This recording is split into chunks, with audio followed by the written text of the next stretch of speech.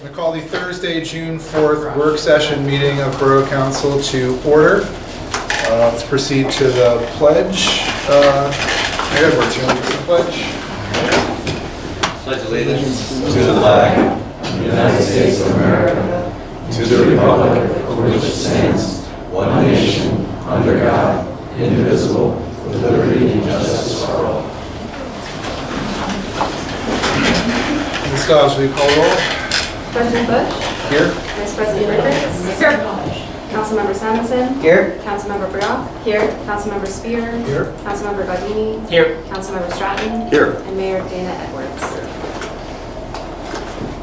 I have no comments for this meeting, so Mayor Edwards. All right, thank you.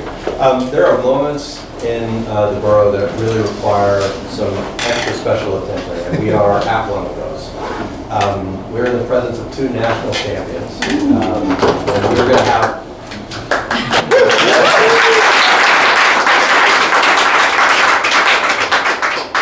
And if we haven't called out, they're the ones that didn't clap.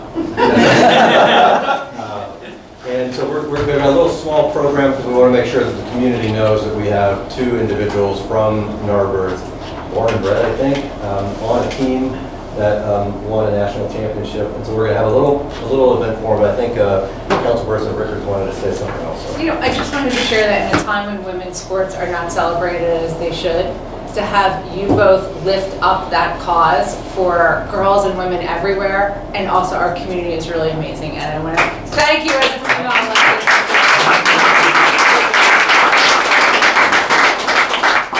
We're really happy to have Coach Beckman here. He's going to say a couple words and maybe embarrass you a little bit. Just say a couple words. Yeah. So these girls worked hard for the last 3 years through rain and wind and both weeks. They learned how to skull, they took it up very easily, and they've been successful. We put them against other boats. They won city championships, which is actually Delaware Valley. They won Stokesbury, which is the United States and Canada.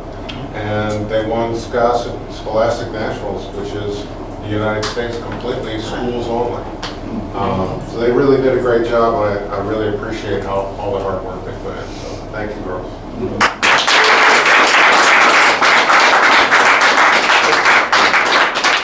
We have a wonderful award we're going to give each of you. As you come on up, we have certificates of merit from the borough. I'm going to get a family, we'll get some photos with Coach. Maybe over here, would be good. Where you want to be against the flag? Where you want to be? Yeah, that'd be great if you want. Are we in the shop? So just this is what it is. It's a Narberth Borough Certificate of Recognition and Merit. Certificate is proudly presented to Gracie Fitzpatrick, who I won as well. In recognition of their outstanding achievement as a member of the Girls Junior 2X National Championship team. Your dedication, perseverance, and commitment to excellence have brought honor to your team and inspiration to your community. You exemplify the highest values of sportsmanship and character, and you proudly represent Narberth Borough with distinction. Thank you very much.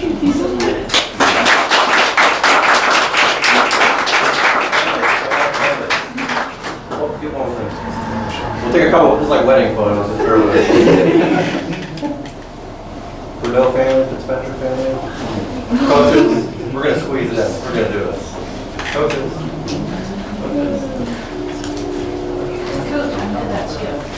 Sure, give me your phones. Give me your phones. We'll do family. I got it. It's all good. Coach, here's the back. I'll be in the back.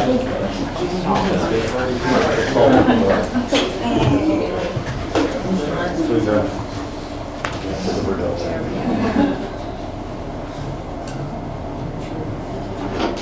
One for the borough. I don't know whose this is. Mom's take photos with it.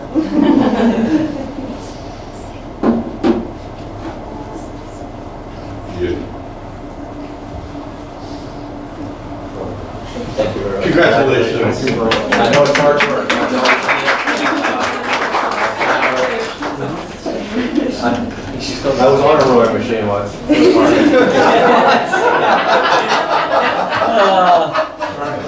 hard. That didn't work.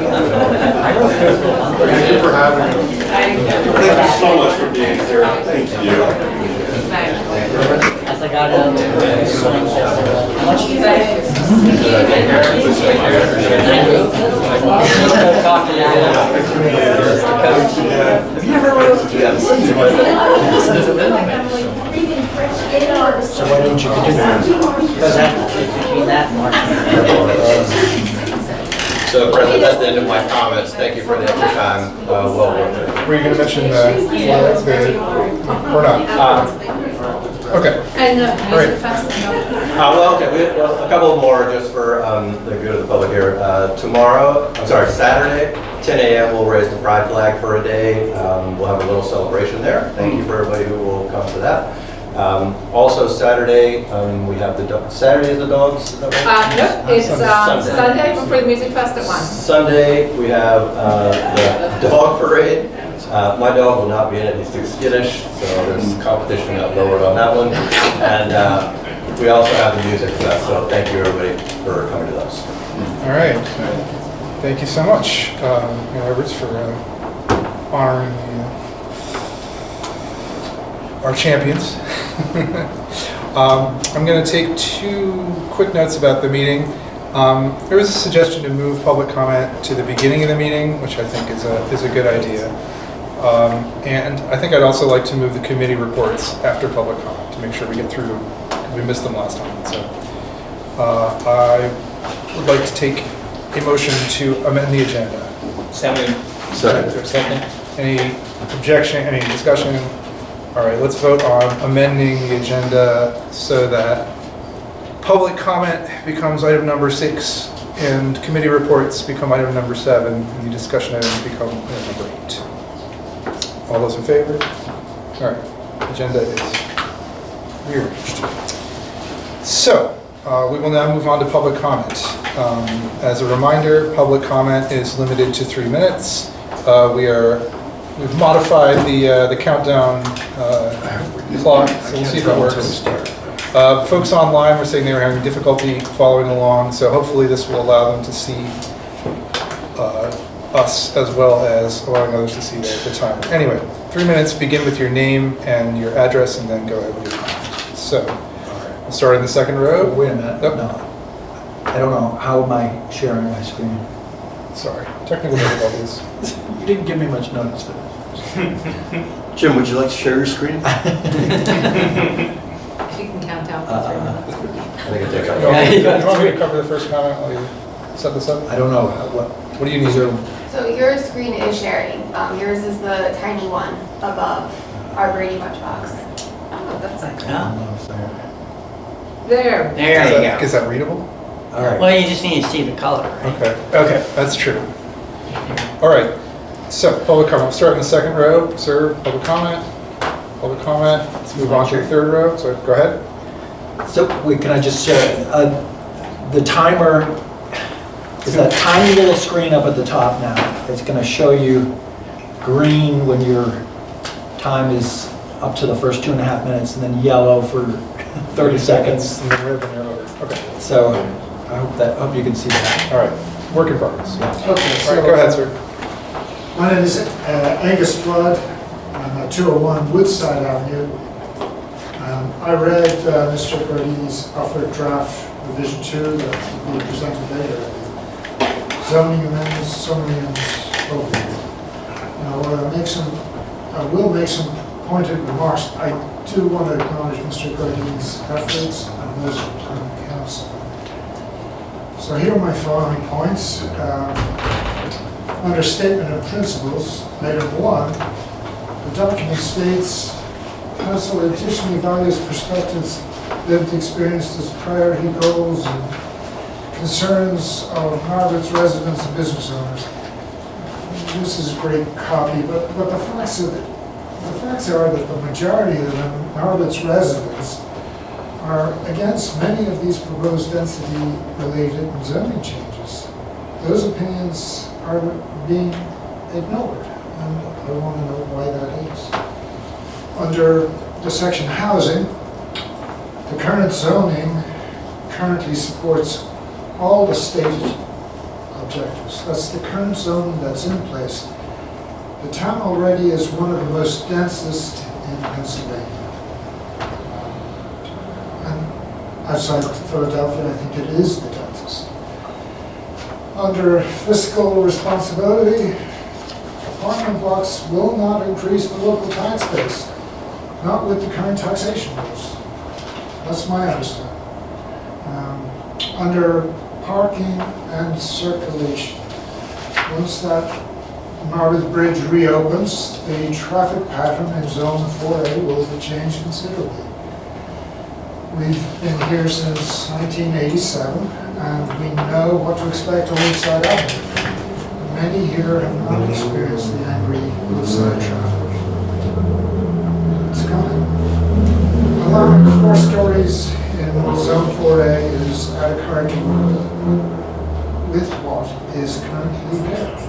198 Elmwood Lot is adjacent to 2 family homes. What has happened to historical preservation and principle and perspectives with 45 feet in height and a 10-foot setback right next to family homes? I can send all this in an email to you guys if I'll help document it. That's me. Thank you. Thank you. Moving along the back row. Anybody else? Go ahead. I'll have to wait till. No, go ahead. Go ahead. Okay. We'll start- we'll start. Micah, 122 Woodside Avenue, Harvard. Okay. In a democracy, no one rules by decree. No one is above accountability, and leaders are expected to listen to the people they serve. Instead, here in Narberth, residents are increasingly frustrated by a process that feels driven from the top down rather than the bottom up. Too often the concerns and opinions of residents are treated as obstacles rather than valuable input.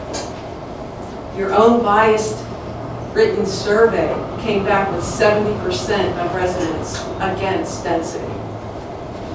Narberth does not belong to planners, consultants, developers, or elected officials. It belongs to the people who live here, raise families here, pay taxes here, and care deeply about its future. The residents of Narberth, not outside individuals or organizations, should decide what responsible growth looks like, what level of density is appropriate, and how proposed zoning changes will affect the character of our town. And while taxpayer dollars have been spent on studies and planning exercises, on consultant after consultant, many residents wonder why these resources were not directed towards pavements, roads, parks, the sidewalks, the infrastructure, and other tangible community needs. No one is asking for a king or queen. We are asking for something much simpler: a transparent process, honest dialogue, and a borough government that listens when its residents speak. Narberth deserves government for the people, not government over the people.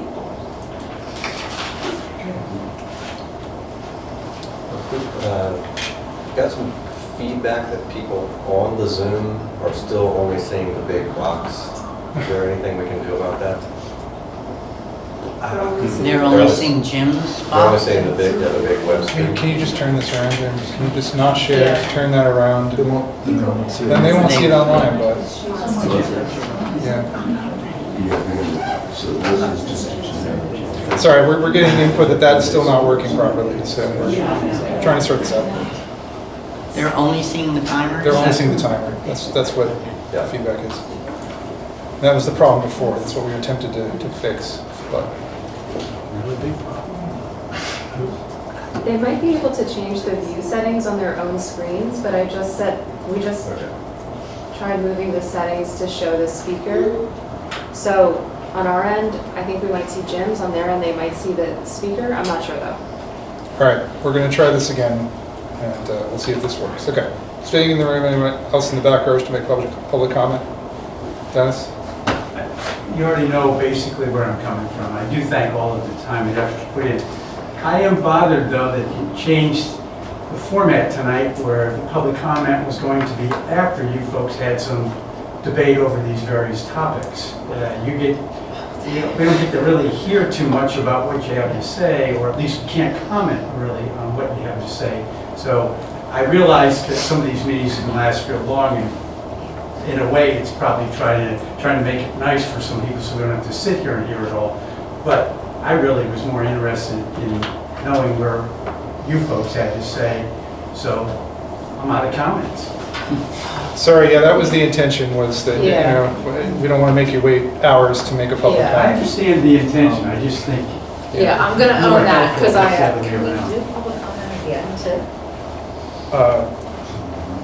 I mean, that's. Potentially we could, but let's see how long it takes here. All right. Okay. Anybody else wish to make, ma'am? Sorry, go ahead. Yeah, so I'm Janet Schmidt, and I'm here with my mom, Janet Benner, and my brother, Russell Benner. And we own 104 North Essex, as you know, some of you, which includes the Narberth Nail Salon and also the Dia Gym, which are all startup businesses, formerly Nate's Toy Store. Our property is connected to the proposed liquor store project at 102 North Essex, formerly Citizens Bank. I want to give you an update since last week. First of all, we do not oppose the project, and we wish the developer success. We just want to protect our property and preserve it during the demolition period, digging and construction. We want to protect it from any adverse impacts. You know from my May 31st email that was sent to all of you that we have some concerns. The project is unique in Narberth of this developer's project because our lot is about 3.5 to 4 feet higher than his. His is Sorry, very- could you speak up a little? It's just a little hard to hear. Sure, sorry. I'm usually pretty loud. Our property is about 3.5, 4 feet higher than the lot next door. So we have some unique problems compared to the other developments that this developer has done in Narberth. We're concerned about protecting our foundations, the party wall, parking lot, and stormwater drainage. The specific concerns are evacuation will occur, will occur below our foundation level.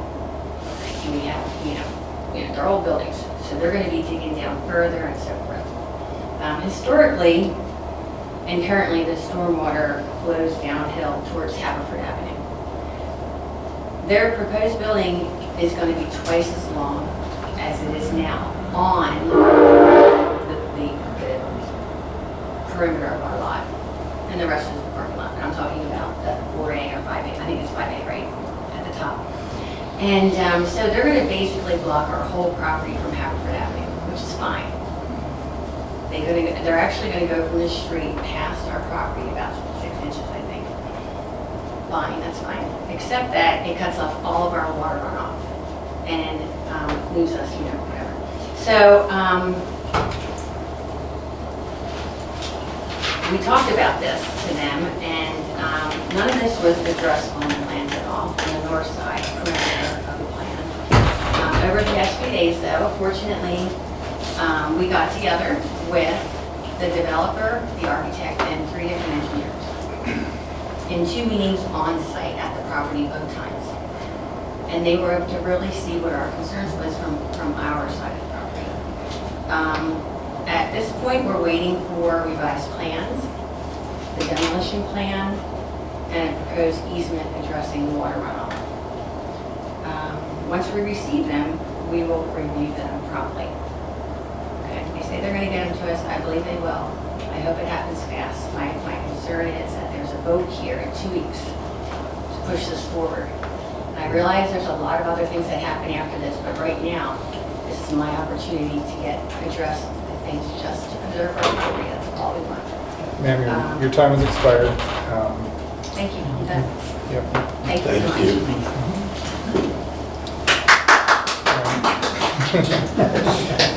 Okay, anybody else in the room wish to make public comment at this time? That's right. Yes, I do. You do? Okay, go ahead. Yes, I'm Catherine Costa at 201 Woodside Avenue. this is my husband, retired architect, and I was just trying to go through the proposed zoning changes, which I really didn't get a chance to do as thoroughly as I liked. And I recognize how much work it is to do all this. I mean, I know it's very complicated. And some of the items were not completely clear to me. One of the overarching things that I couldn't glean, and maybe it's in here and I just haven't gotten to it, was there's no mention of lot coverages. So whether it's the percentage of the lot that's a building or the percentage that's impervious, I do not see that in here. And that's a major concern for us in 4A, because we don't want to have a paved lots there. We don't want to have, it's completely out of character with this, we've heard numerous times with the surrounding building. The other apartments there, across Narberth Avenue, have large, green spaces, they're 3 stories, all of that. And the setbacks, a 10-foot setback is just crazy. And it talks about that they may incorporate planning requirements along the street frontages. That sounds very indefinite. Some of the other thing is that it's sort of like reverse to what I'm used to. Usually there's a more restrictive zoning classification which says your lot must be this big and your house can't, must be this big. It's the other way around. It's sort of like shrinking. It's going the other way. It's like this, you can't have a house bigger than this. You can't have a lot bigger than this. And there's no, it mentions here, there's no minimum housing or lot width. I just don't, I'm trying to wrap my head around it. I just don't understand that. The other thing is that, it says here, it could allow new detached houses by conditional use. That to me means that it's not a given that you're allowed to have a single family home. You have to get an exception to have a single family home. That's how I read it. And you're restricting gross floor area. It doesn't talk about the percentage of the lot. That's just, and then a couple of other little things.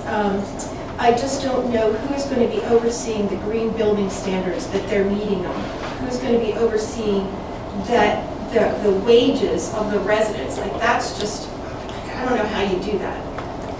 How you go into people's income taxes and see how much they're earning and make sure that they're not over a certain level. I don't know. And then I'm bouncing all over the place. And it says, there's a problem, it'll help the problem with downtown. The problem with downtown is the fact that the buildings are empty. And that's due to the landlords. It's not due because there's people, the businesses, Jenny's and Luga, they're busy. There's no problem with getting people there. It's just that there's empty shops fronts, and I wish there was something. I know you can't force people to rent them out. Your time is expired. But that's okay. I jumped around, but that's it. Thank you. Thank you. All right. Anybody else in the room wish to make public comment? Okay. I will move to online. Oh, sorry. All right. If we could, better to bring these back to normal. Eliminate the whole town. We would love it. I miss it. I have to shop next to it for so nice. Oh, really? We can. We love them. But, people die, people get sick, business goes down. So just wanted you to know how much we like these things. Thank you. I think everybody in this room shares that sentiment. All right. Moving to online. I can't read that. Is that Carol Marie? Okay, go ahead, Carol Marie. Yes, so I want to tell you what I see is a little teeny tiny box with the council and a very, very large box with the timer. So I was hoping that you could switch it so we could see the people speaking, and perhaps they could have a microphone so you can hear them better, because it's very difficult to hear what's going on in the room, even with council speaking as well as public commenters. But for my public comment, I would like to just mention at the May 6, 2026 council workshop meeting, at timestamp 1 hour, 16 minutes, 15 seconds. Cindy, you brought up, quote, affordable housing at Sabine. And then timestamp 1 hour, 16 minutes, 53 seconds, quote, we're also proposing it at Sabine. At timestamp 1 hour, 17 minutes, we have talked about an RFP for Sabine. At timestamp 1 hour, 17 minutes, 7 seconds, we're talking about RFP and affordable housing on Sabine. And in the same timestamp, Cindy, you also said that this development needs to be paused. That I'm paraphrasing, but yeah, I agree. This development needs to be paused. So my question is, since it was brought up 4 times about developing an RFP at Sabine, Fred, what is the RFP for Sabine? It seems that you're talking about it. We want to know what it is. Now, I've filed right to knows, and I've asked at almost every meeting. I would like to hear what the RFP for Sabine. What is the plan you have for Sabine property, including Sabine Park? And I also looked at the capital improvement plan that was added to the packet. There's no improvements for Sabine Park till 2030. Why are we in the capital improvement plan and not in the master park plan? And then I'm going to continue so you can circle back and ask that because you like to hear my public comment all along. I would like to call for the Narberth Planning Commission members to resign and Planning Commission to be reorganized and have members that follow the wishes of Narberth residents. The majority of Narberth residents do not want the dense development proposed by the Narberth Planning Commission and Montgomery County Planning Commission. And speakers come and they talk about wanting development, but many of those are non-residents. And they should have absolutely no say in development and density in Narberth. Now, Fred, I mentioned this at another meeting and you said, oh, that's not very nice of me to say that. Well, it's true. They can speak in their own municipalities about their love of density. But your job, council's job, planning commission's job is to listen to the residents of Narberth. Planning commission and council should be working with the majority of residents of Narberth, following their wishes and plans and priorities, not serving your own plans and priorities. My comment is, y'all need to work for us. We don't want development.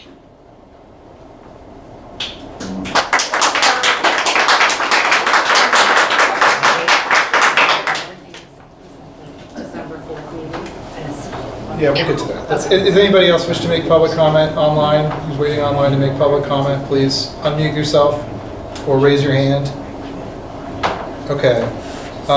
Seeing none, I'm going to close public comment. I will say that there has been no update. Oh, sorry. Fred, I'm sorry, we have one more. Go ahead. Yeah, Kathleen. All right, Kathleen, go ahead. Yeah, this is Kathleen. I live at 1334 Montgomery Avenue. I just heard a lot of people speak for me as resident of Narberth, so I want to actually speak for myself as a resident of Narberth. Density in living situation or lit dwellings, that's actually where I live. I live in a condo building. I happen to think we need more of that because there is not, I would not live in Narberth if not for the availability of housing in a condo building within the borough.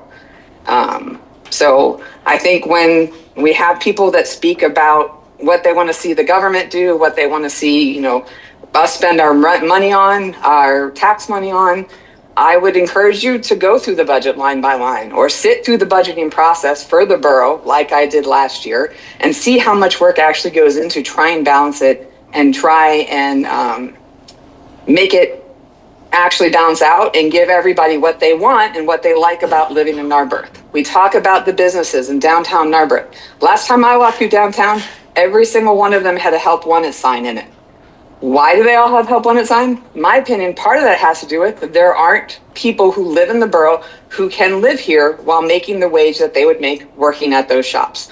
So that is part of the problem about attracting businesses to downtown Narberth is having people who live nearby who will work in those places. So when we think about what even affordable housing is, think about teachers, think about, retirees. I have plenty of those that live in my building. I have 3 teachers that live in my building. They need places to live in the communities in which they work. Currently, Narberth is trending to a place that will not be affordable for those people. And those, by the way, current residents of the borough, tax-paying residents of the borough. Thank you very much. Thank you. Okay. One more opportunity for anybody else online. Okay. I will now close public comment. And to respond to a couple of those comments, Cindy, do you want to? If I can note, just to save the office from RFPs, or like rather, everything that I mentioned in that meeting happened on the December 4th council meeting. All of it has been posted since that time, as in the public packet, and you can find it on our Borough webpage. Yeah, there is no RFP at this time for Sabine, and it will be communicated when we make this topic again on council's agenda. So there's nothing to see right now. There's nothing happening, and it will be on a council agenda when we start to move forward on that again. With regard to the project on the liquor store moving project, we have forwarded your concerns to the borough engineer, and they'll be incorporating them into their review letter, so they will be bringing those up directly with the developer as well. And you're of course welcome to bring those up at our next meeting when we have the land development project on our agenda. I think there's going to be a special public comment session just for the land development, right? Typically there is. Yeah. No? Yeah, so you'll have opportunity to speak at that meeting as well. And I think that's it for now. Next item of business is our committee reports. And thanks to everyone who raised concerns about the zoning, and we'll discuss those as we go through our zoning discussion. We'll probably answer several of those as we move through our discussion points. But first, we're going to move to committee reports, just to make sure we have them. So, Finance Administration. Sure. So the Finance Administration last met on May 18th, and our two discussion items were when we started talking about a general fund reserve policy, which the manager is looking into setting up. I think we'll be hearing more about that this month. Okay, yeah, to develop a policy about having a reserve fund policy. And there are other topic was we had Jennifer Iannacone of the Norwood Planning Commission in to talk about ways we could receive more information for council members and for the public about the math behind the recommendations. We're sort of interested in what makes,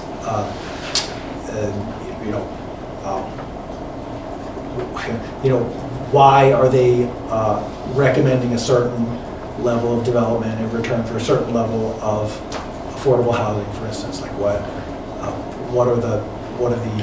is the math that goes into that? So we're just interested in learning a little bit more detail about that, and we're trying to set that up. We understand there's some members of the Planning Commission who have some expertise in that area that could shed a little light on that. So we're hoping that might happen at the next FNA meeting. We haven't set that up yet, but that's what we're doing. Thank you. Infrastructure. We met on May 26th, last Tuesday. We primarily ended up in a very extended discussion with a lot of public comment regarding the stormwater bump outs on Windale Road. Secondarily, we also talked about the final design of changing the corner of Windale and Shady Lane. And I think we can discuss that further. I went out on Sunday afternoon as a follow-up to meet with some of the neighbors to sort of understand the concerns and also double-check there was a safety concern about whether emergency vehicles could get down and what if cars are parked across from where the bump outs are. So I checked in with Bill Henderson, who did some measurements and just got back to me this afternoon on that. So I think that will probably be part of our discussion. But primarily, the meeting was taken up, and then some of the stormwater bump outs. So we didn't get to everything else that was on our agenda for that meeting. Okay. Thank you. And yeah, we will have the stormwater bump outs as our next discussion item. So, public health and safety. Public health and safety did not meet in May, but we'll be meeting next week on Friday. Okay. All right. Let's now move to our discussion items. So the first one is the stormwater bump outs. So, should we start out by laying out the original proposal, and then we can get to some of the discussion that came out of the committee? Is Tony on?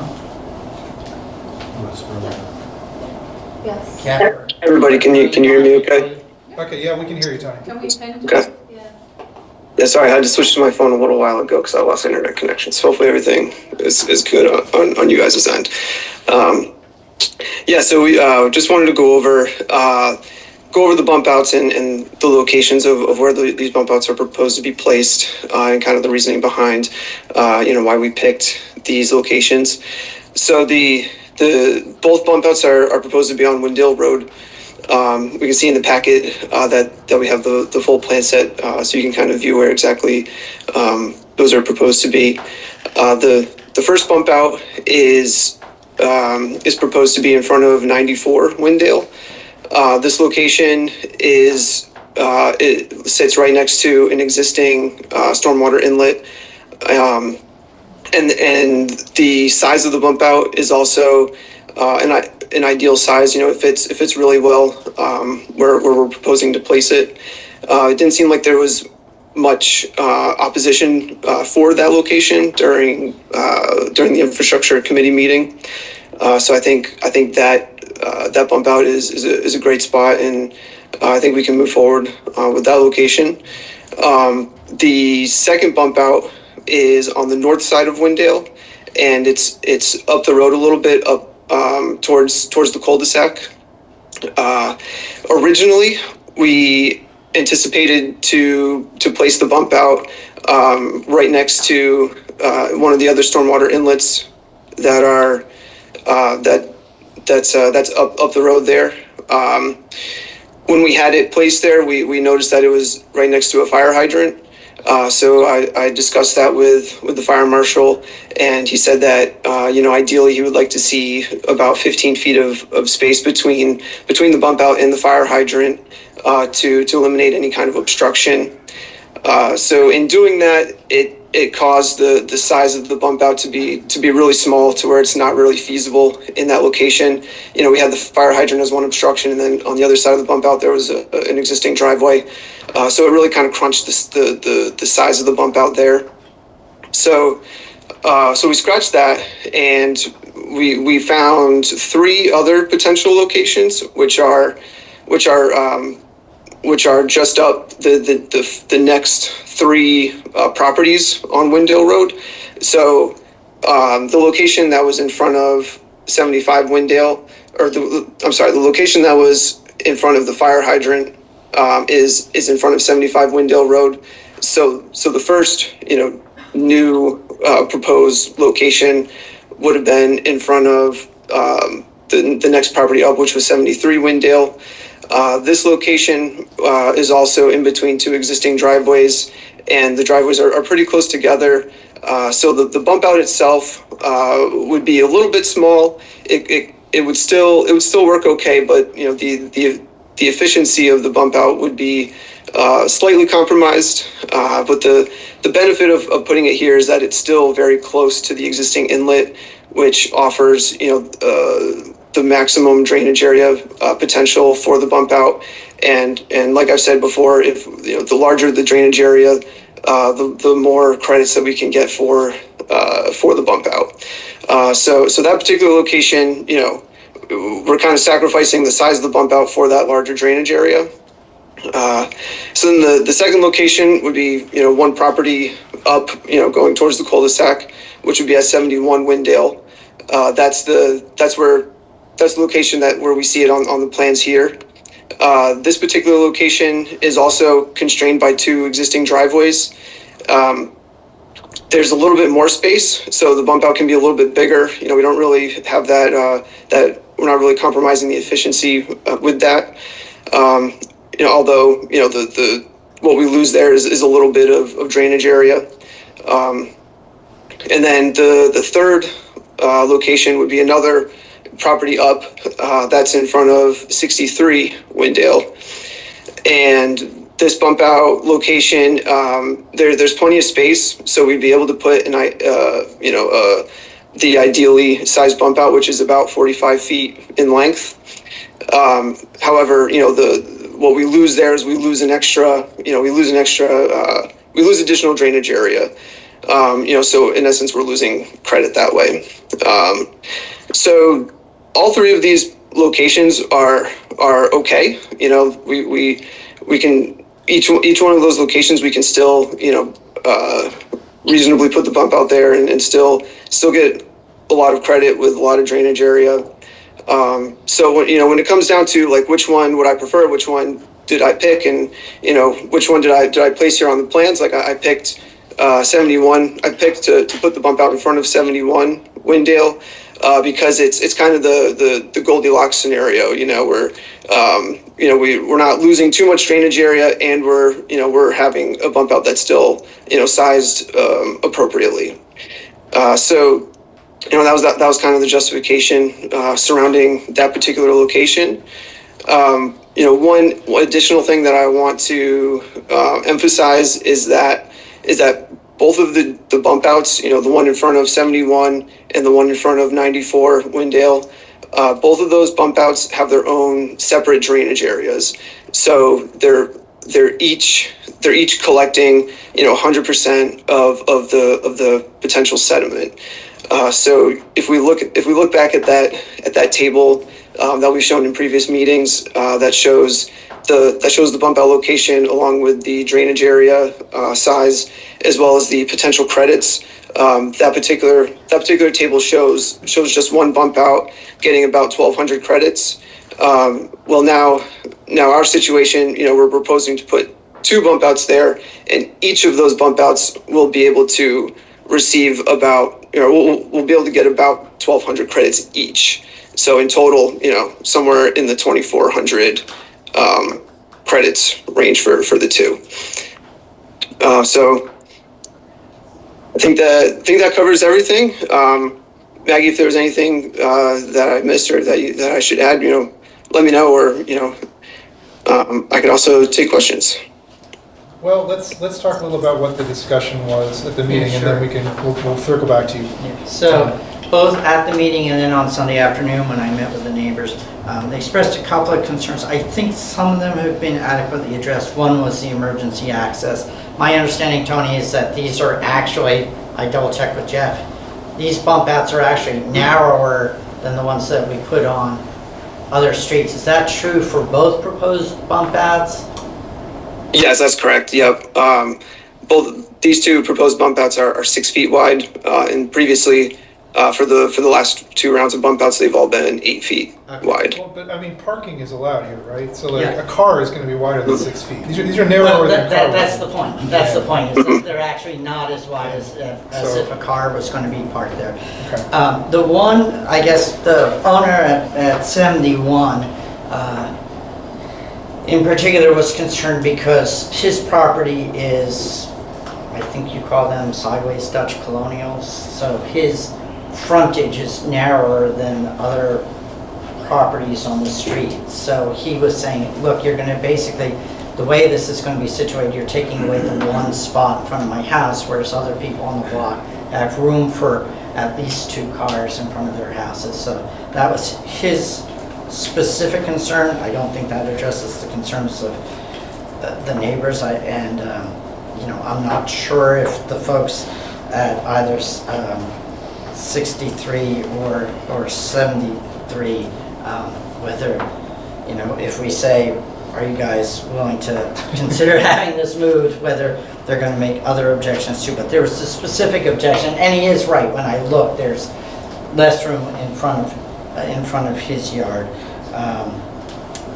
And I did confirm with Bill Henderson, our fire marshal, the concern about the original placement near the fire hydrant. Right. Especially, he said, if there's snow on the ground and our guys are working in and around the fire hydrant, he didn't want to create a tripping hazard if there was an actual incident or event around there. So he did confirm that he did not feel comfortable from a public health and safety perspective of having where it was originally designed as close to the fire hydrant as it would otherwise be.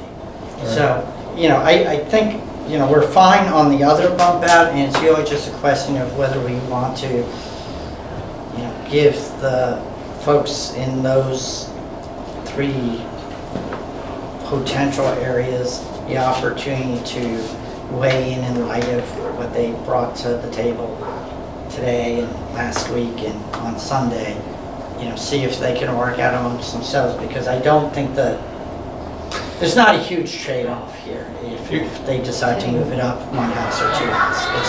It's all coming downhill towards the drainage, so it doesn't make sense to put it on the other side of the drainage, but it would be. Your suggestion is that the 3 neighbors get together and see if one of them will volunteer as tribute. I would not recommend that. I mean, if not, then we make the decision. I think we should, whatever, I mean, my only comment here is that we should trust the actual engineers to do this work. So thank you, Tony. It sounds like you've heard loud and clear that parking is a concern, so we're asking you to be uber mindful of that as much as possible. I think we have 19 of these, so we are setting the precedent for every other conversation, and I don't think it's probably going to bode well if we ask neighbors to decide. I think we have to make the evidence-based decision of where we get the most bang for our buck with consideration of parking and safety, and then I would recommend we make that decision, and as that becomes our precedent. Well, again, we've got 3 alternatives. This isn't like this is the only place it can go, right? Each one has sort of an advantage and a disadvantage to it. So if the neighbors can come up with a solution amongst themselves, I don't know why we want to let them do that. If they can't, then we go with the recommendation of the engineers. What's the crediting differential, Tony? You mentioned that there might be differences. What's the scale of that? It's small. I'd say it would affect it maybe by probably somewhere between like 30 and 50 credits, you know, per lot that we, you know, move it by. Gotcha. Thank you. So, Tony, I have a question.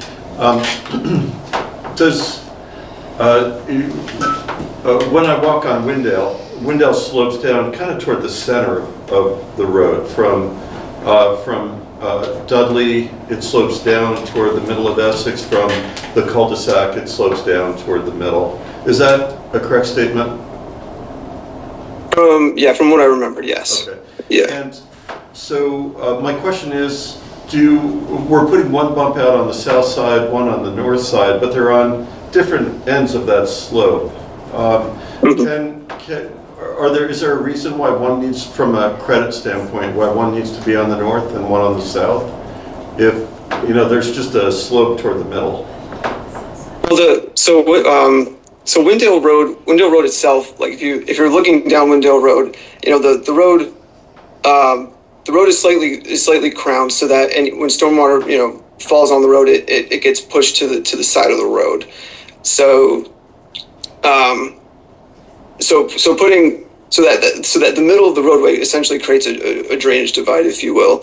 So having the one bump out on the north side of the road picks up all the drainage on the north side of Windale, plus, you know, everything like on the properties that run off into the roadways as well. And then similarly on the south side, you know, the bump out on the south side of Windale will pick up everything on, you know, the southern side of Windale Road itself, plus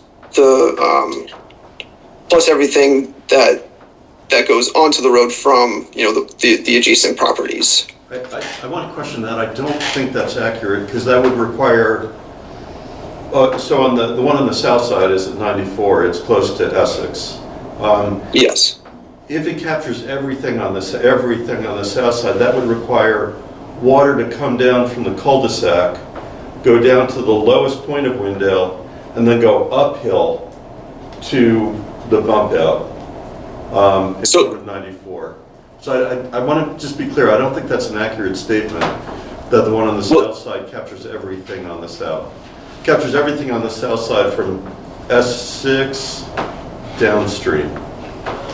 So I see what you're saying. Yes, it'll so right to the east of the bump out on 90 in front of 94 is where the stormwater inlet is. Yes. And that inlet will capture everything west of it, up to the cul-de-sac, plus everything east of it, because that is the low point and water is collecting, to that specific point.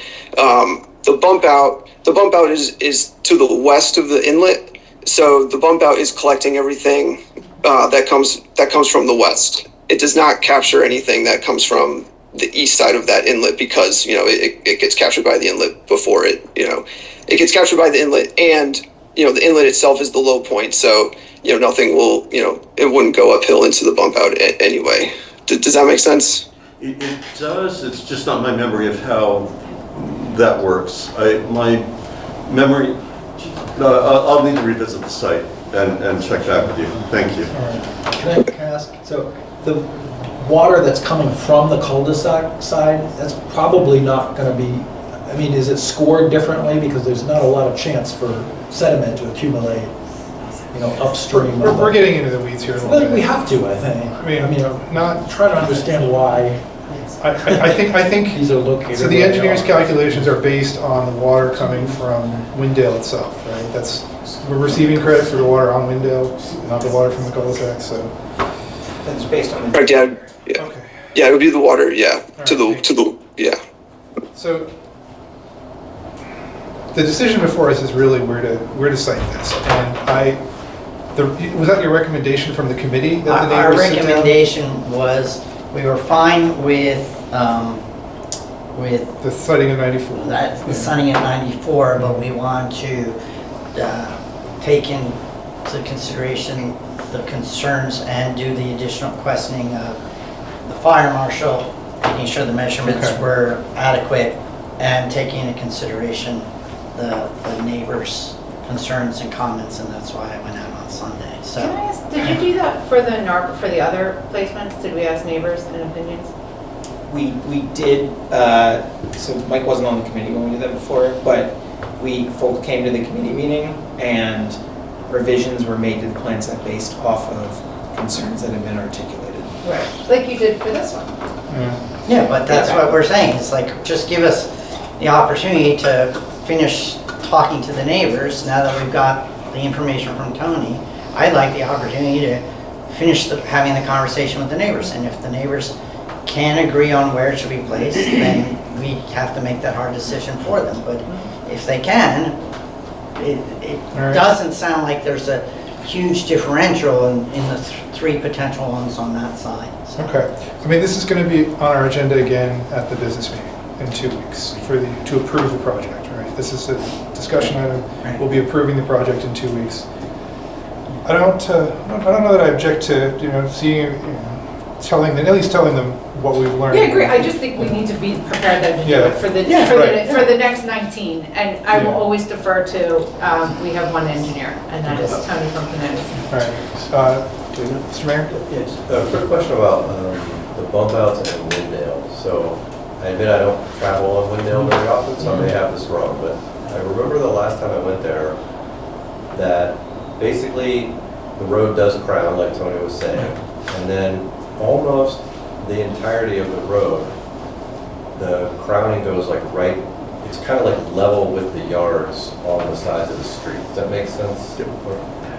When you wouldn't the water just go into that first 2 to 3 feet there anyway? I'm not sure what I'm trying to ask here.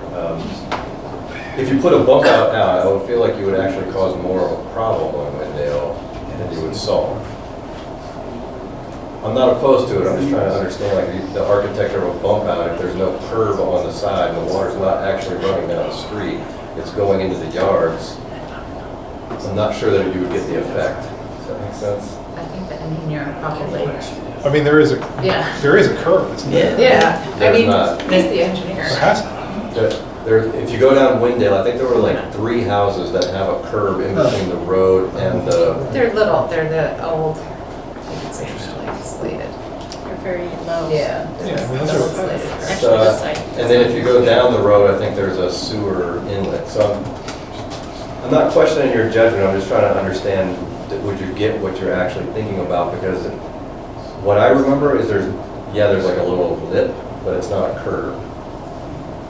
So I guess the question is, does the water Question for the neighbors is, does when the water, you know, if they get a hard rain, does it really flow down the street or does it flow into the yards? Don't we think the engineer looked at all that though? I don't. I think if part of Narberth were regularly flooding, we hear that, you know, so. I mean, they did. I see what you mean, Dan. Yeah. This is what we pay our engineers for, so. It just strikes me as odd, I don't have much pictures of it. Just, Tony, if you look at it, great, I'll trust it. Not to speak for Tony, but the curbing does help to allow the water to then convey down the side of the road into a storm inlet. In the event that there aren't curbs or aren't high curbs, some of them are Belgian block or some sort of smaller, you do still have water flows down the street. If there's no curbing, then there might be a possibility for some of that water to infiltrate into the ground at that verge area. But there's still water flows. I just want to be mindful that I feel like there's an image in our head of you know, physically seeing the water flow down the roadway, and that's how water gets into these bump outs. There's also water, it's not always like as obvious, like heavy flows necessarily. You do still have water kind of making their way into the bump out. So it does still make its way there, and where the bump out will be does have a curb. So if it goes in front of a house that currently doesn't have a curb will be installed to then channelize that water to direct it into the bump out. Tony, is that more or less correct? Yeah. And yeah, for any properties that don't have a curb in their frontage, like, yeah, there's the potential that water could kind of seep into the property because there's no curb there. But at the end of the day, that water will eventually all kind of get collected back onto the road and you know, into the bump out, into the storm inlet, etc. Yeah. All right. During like heavy flows, the ground will get saturated and the water will run. Mm-hmm. Yep. All right, so the proposal from the committee is to take it back to the neighbors and see if they can come to an amicable agreement, and then council will make its decision in 2 weeks as to where to site this. So, anybody have objections to that proposal? I just have one last question. So for the 94 Wendell, there's no objection? Right, the residents of 94 they've told us that they're okay with it. You know, some of the neighbors had concerns generally about putting bump outs on that street, and, you know, we explained the necessity for it. I'm not going to say, no, you don't get a bump out just because you don't want a bump out. Like, I think we made that clear at the meeting, and I reiterated that on Sunday. So it's really just about the placement of the sign. Okay. Yeah, and just because I recognize the concern about setting a precedent, but it makes sense to me in this situation just because we've heard that the crediting is similar and all of the other kind of considerations are similar. If the crediting were like significantly in one way, or the layout of something were significantly one way, I think that would kind of change my approach. Just wanted to put that on the record. Okay. All right, I think that'll be our action here. We will send it back to, so Mike, you're going to take the lead in talking to the neighbors? Okay. All right, let's continue with the rest of this project. So there's also the curb, the add alternate to fix the curb at Shady Lane window. Wants to summarize that, Jeff, Tony? Yeah, sure. So over my years here, we've gotten, a handful of complaints, just given how tight that turn is on or off of Shady. So looking at how we can get, the most bang for the buck while the contractors are up there for the proposed bump down, we thought it would be wise to just include this as an add alternate, we'll get the best pricing that way. So the engineers looked at this. Main scope of it is to put in a new stormwater box. There is an existing inlet there, so this would be what's called an M-top. It's just a square that would sit on top of our current box. Storm grate would go on top of that, so it would be safe for vehicles to travel on. So So that's what you see in the top picture there, and then, it's just softening that curb, widening it, and putting in a ramp there. All right, I'm looking at a picture here, and I can see that the sidewalk has been crushed, and the curb has been... Several times. Yeah, curb has been damaged, it looks like, so... Yeah, and it's no one, it's everyone. It's Republic, JP, UPS, it's... Jeff, I was actually asked whether there's a reason not to do it on both sides, whether it was necessary, whether you thought it would help to do it on both sides, or whether it was necessary or it's too expensive.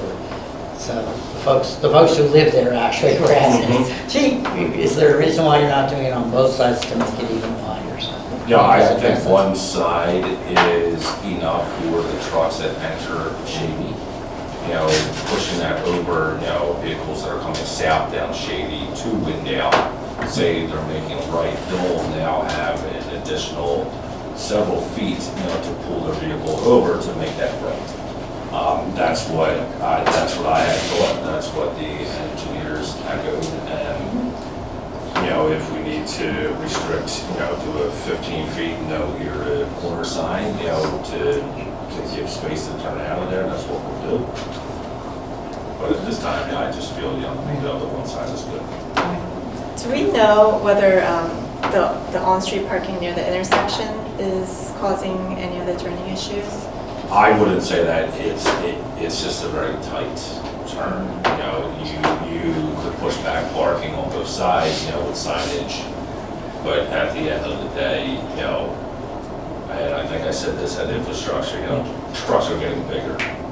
Trash trucks are bigger, UPS trucks are bigger. It's just a more difficult turn to make. It's a funny angle, like if you go over there. I walked up there when I was there and sort of looked at it. I don't think there's any reason for anybody to park right next to it.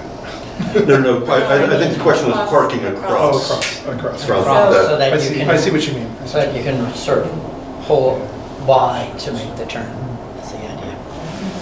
Well, quick question, isn't Shade Lane one of the private drives in Narber? So what, I hate to even ask this, what responsibility do we have for that? This curb is on Windale that we're talking about replacing, right? So it's the borough's curb.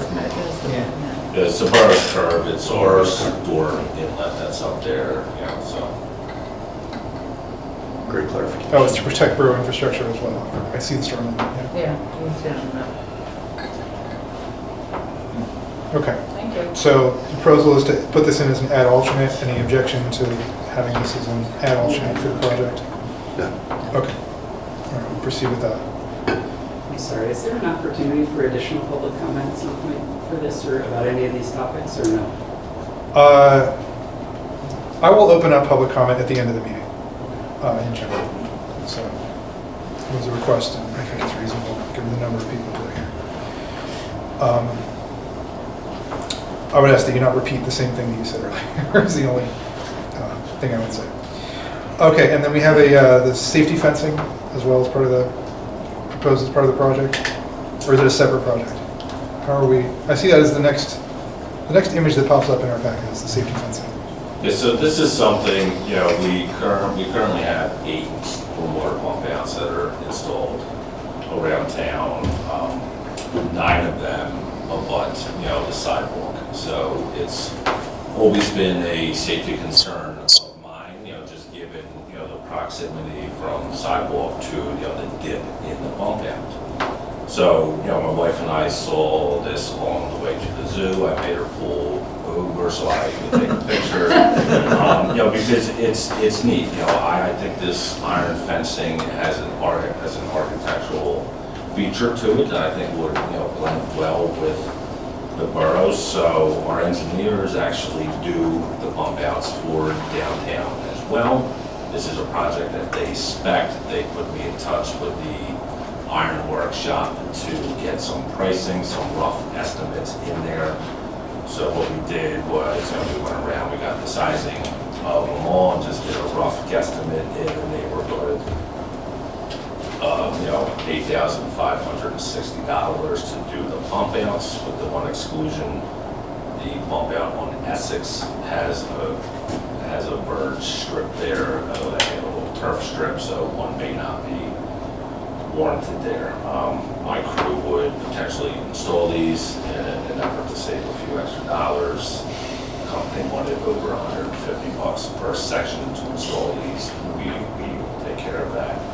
But yeah, I just wanted to put this out. We put it at infrastructure and just wanted to put it for you all to get some comments on it or thoughts. What was committee's opinion? Yeah, we thought they look nice and they're good from a safety perspective. We're all in favor. Okay.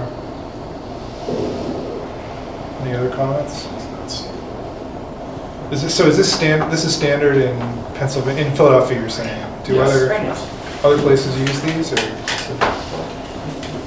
I guess there's no way to know. Have we had a problem with people falling into them? We don't want somebody to fall.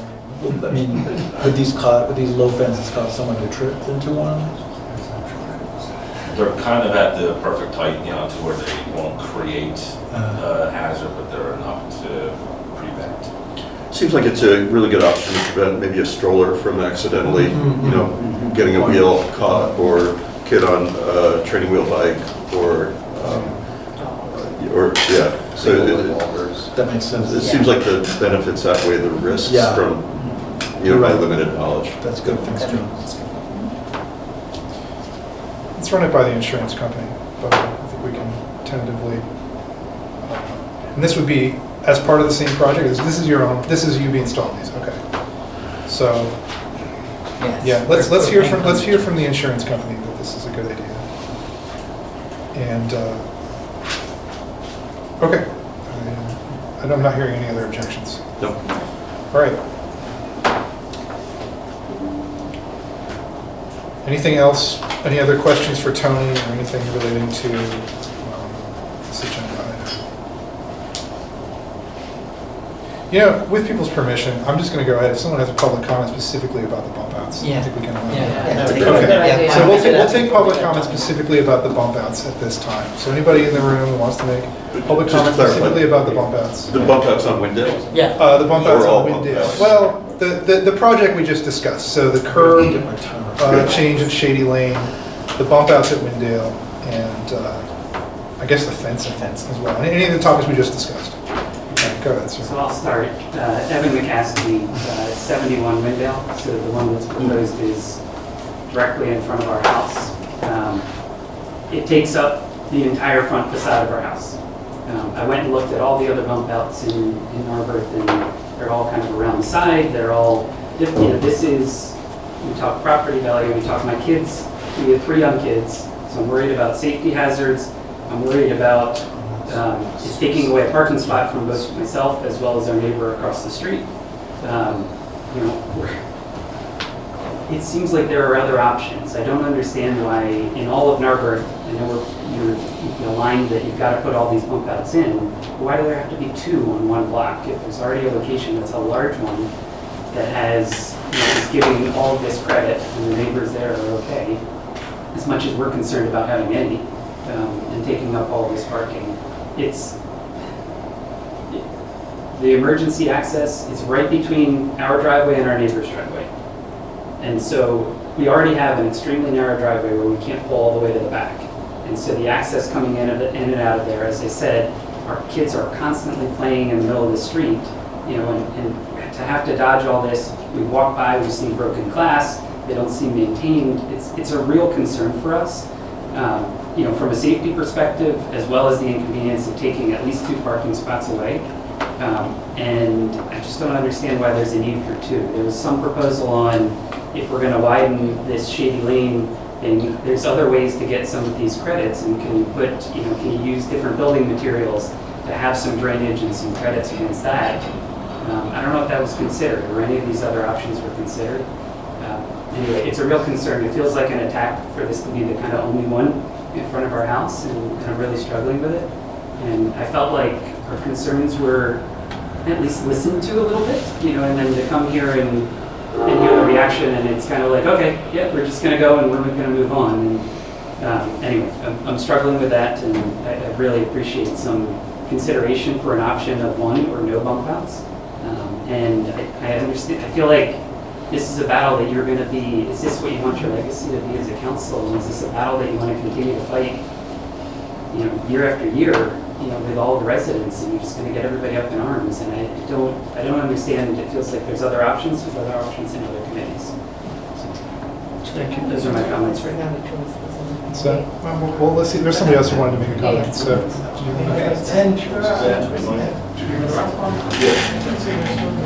Oh, sorry, okay, go ahead, sir. My name is Rob Gunther. I live at the bottom of, 104 Windale Road, which is the bottom shady lane.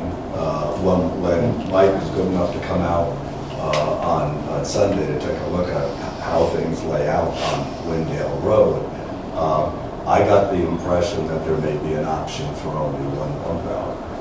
And I'm hoping that's still the case, that we could go down that road. When Mike said there was no opposition to 94, that's because the Kennedys have agreed that they don't have an objection to it.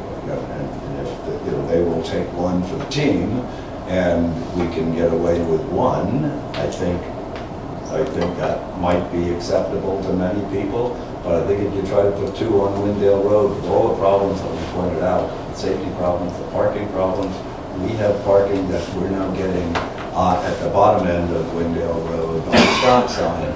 People are moving from other streets where there are hourly limitations. We have commercial trucks being parked on that. If the decision goes in the way of having two bump outs, I think you're going to have a significant problem. Thank you. Sir, did you have Okay, so I'm a same employee. I live at 100 Windale, and what I've been struggling with, initially this was going to be in front of my house. That was the plan. That was when the map was put together and approved in March, I believe, in front of this committee. It's been a lot of contradictions in terms of, one, where these are going, why they're going where they're going, what size they have to be, and what the rationale is. So as we talked about the planning committee, we won't rehash everything we talked about the planning committee, but if we're not eliminating the parking on the opposite sides of these bump outs, we're creating a 12-foot wide lane for a two-way road and being told that is safe. That's contradiction number one. Contradiction number two was the initial analysis for the credits, that the plan that was approved in March, where we had a list of all the sites. One, there were 5 other sites that still do not have bump outs yet. 2 were already done, that have more credits, potential credits, than anywhere on Windale, let alone 2 on Windale. And the third piece of this is, now we have 2 on Windale being proposed, okay? The initial analysis only estimated credit for 1. So what was the motivation, what was the rationale for the second bump out? We never got an answer on that. And now we're being told this estimate from Tony is saying, oh, we're going to go to 1,200 because it's on the other side of the road is crowned. Well, I have a question about that. If we get the same amount of credit with the smaller bump out in front of Evan's house on 71, why does the one in front of the Kennedys need to be 50 foot long? Why is that the ideal size? If we get the same amount of credits, if we have the smaller one, it's going to go in front of Evan's house. That's 3 contradictions about the placement of these, the number of these, and the size of these. And today we learned they're going to be even narrower than the ones we've already seen, which I'm guessing were part of the plan in March too. Every time this comes up, there is a complete contradiction on the rationale, the math behind it.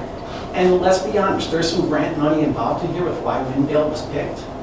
That's what's driving this, guys. It's obvious, it's clear to anyone outside of Borough Council, outside of Windale looking at this. We can see it. Anyone can see it. The motivation is getting to grant money and realizing cost efficiency. There is no need for 2 bump outs on Windale. We didn't have a problem, and no one cares about sediment, obviously, because we're not even prioritizing the sites that give us more sediment. That's all I've got to say, but every time this comes up, there's another contradiction. Thank you. John? Yeah, I had a general statement since we're not really doing a back and forth thing anymore, that piggyback mostly off of what the gentleman who spoke first was saying, and then also the gentleman there. And it was addressed a little bit in the back and forth between members.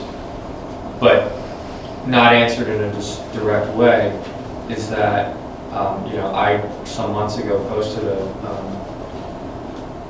a thing alerting on social media the community about how many bump outs were potentially planned for the entire town over a certain amount of time.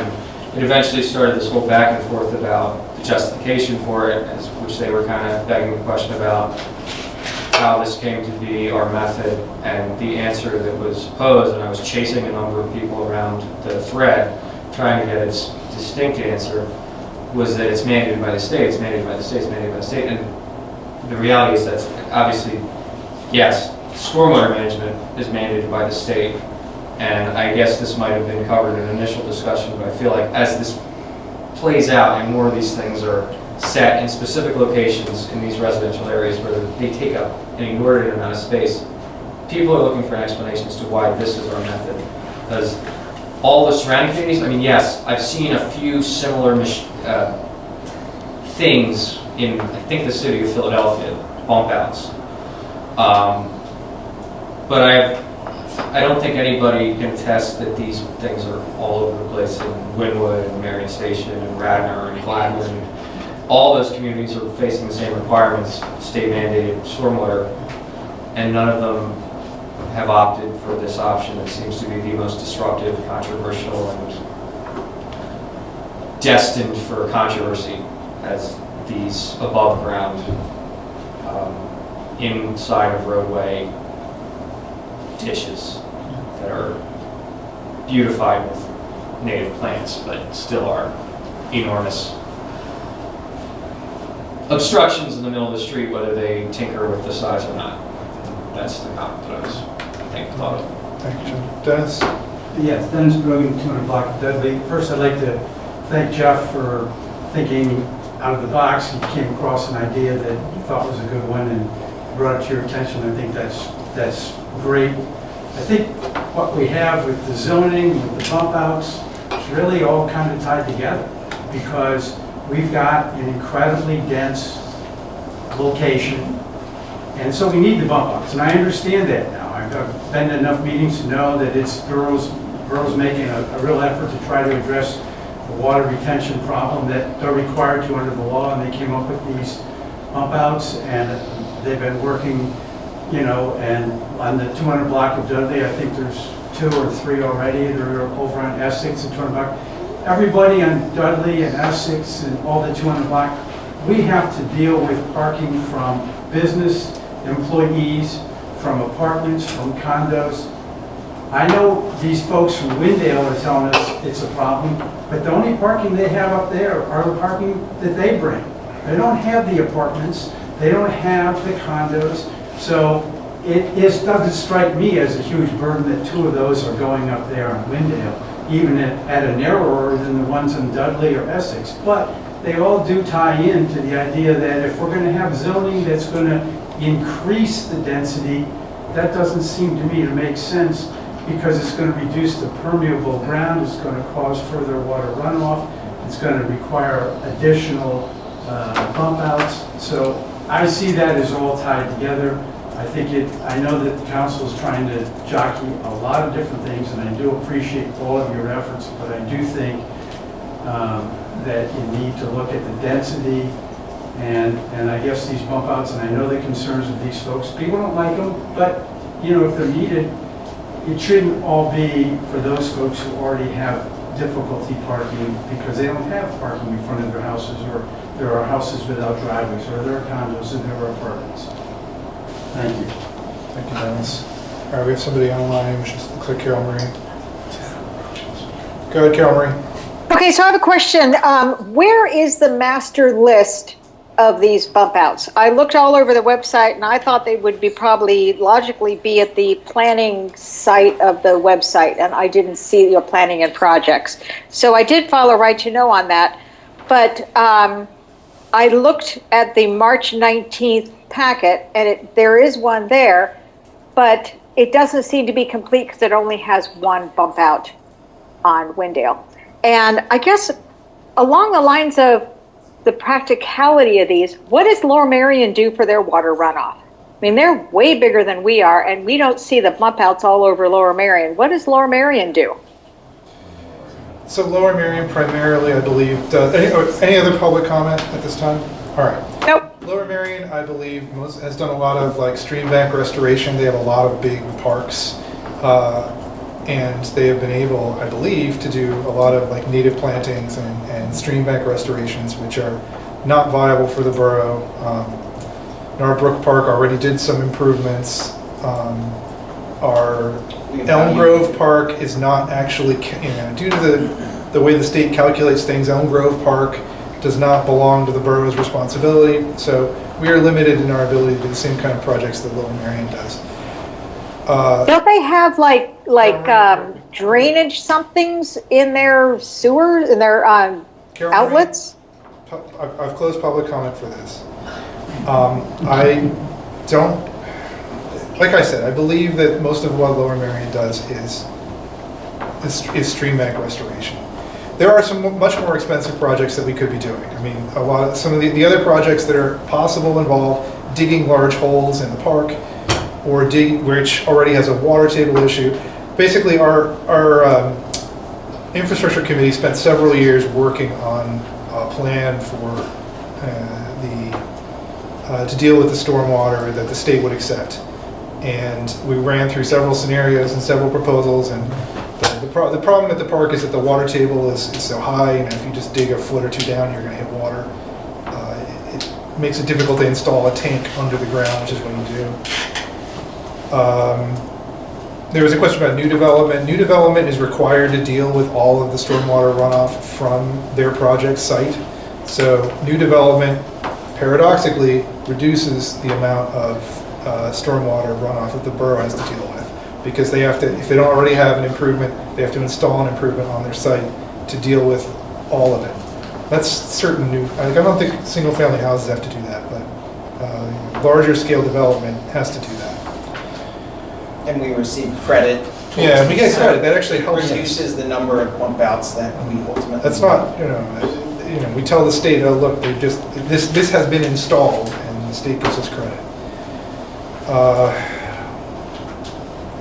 Can I just add, you sort of touched on it, Craig, but the difference between, and look, nobody, I think if we didn't have to put these things in, we wouldn't put these things in. Nobody likes them, they take up parking, etc.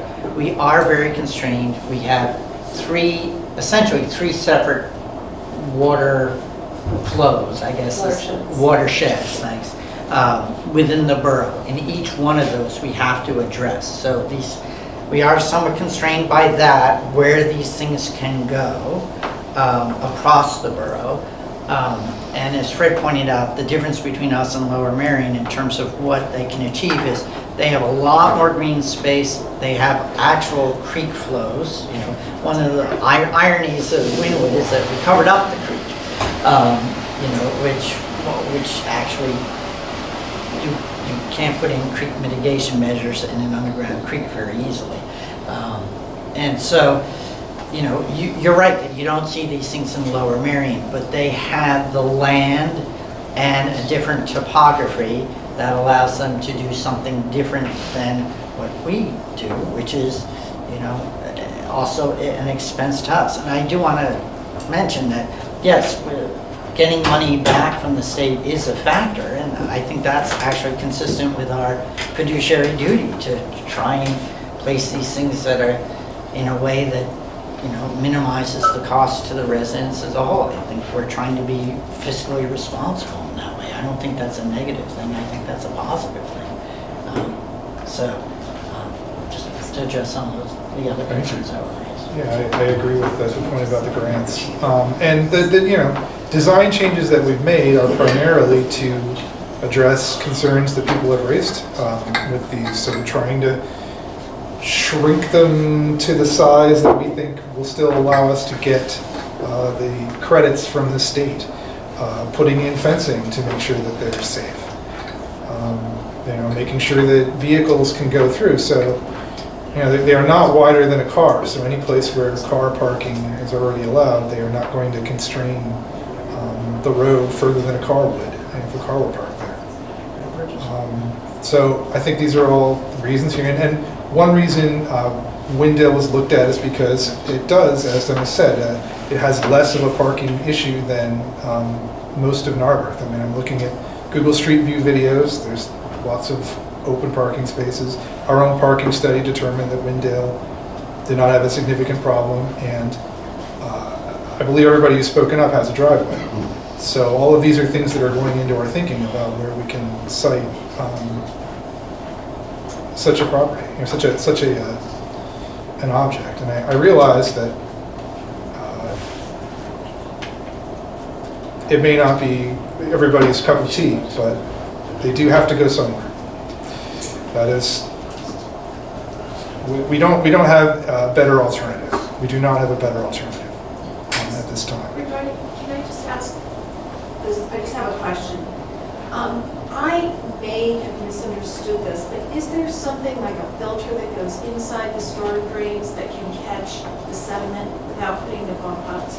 I think maybe the engineer would know about it. I had heard of something like that. So you would actually put it in the existing storm drains to catch the sediment instead of putting the bump outs. I think that's some sort of... It's not on, it's not on our plan. I can tell you I that. know it's We not don't on have your those plan, the but I'm just saying maybe that's something to consider since this seems to be a problem for so many people. Other measures, like putting a filter inside the storm drain to catch the sediment, rather than these bump outs that, like this gentleman doesn't have a driveway. I believe, so, I don't know. okay, I just think this is it not, might be- I'm sorry, It might ma'am. be a question for your engineer. Yeah, Thank you. Thanks.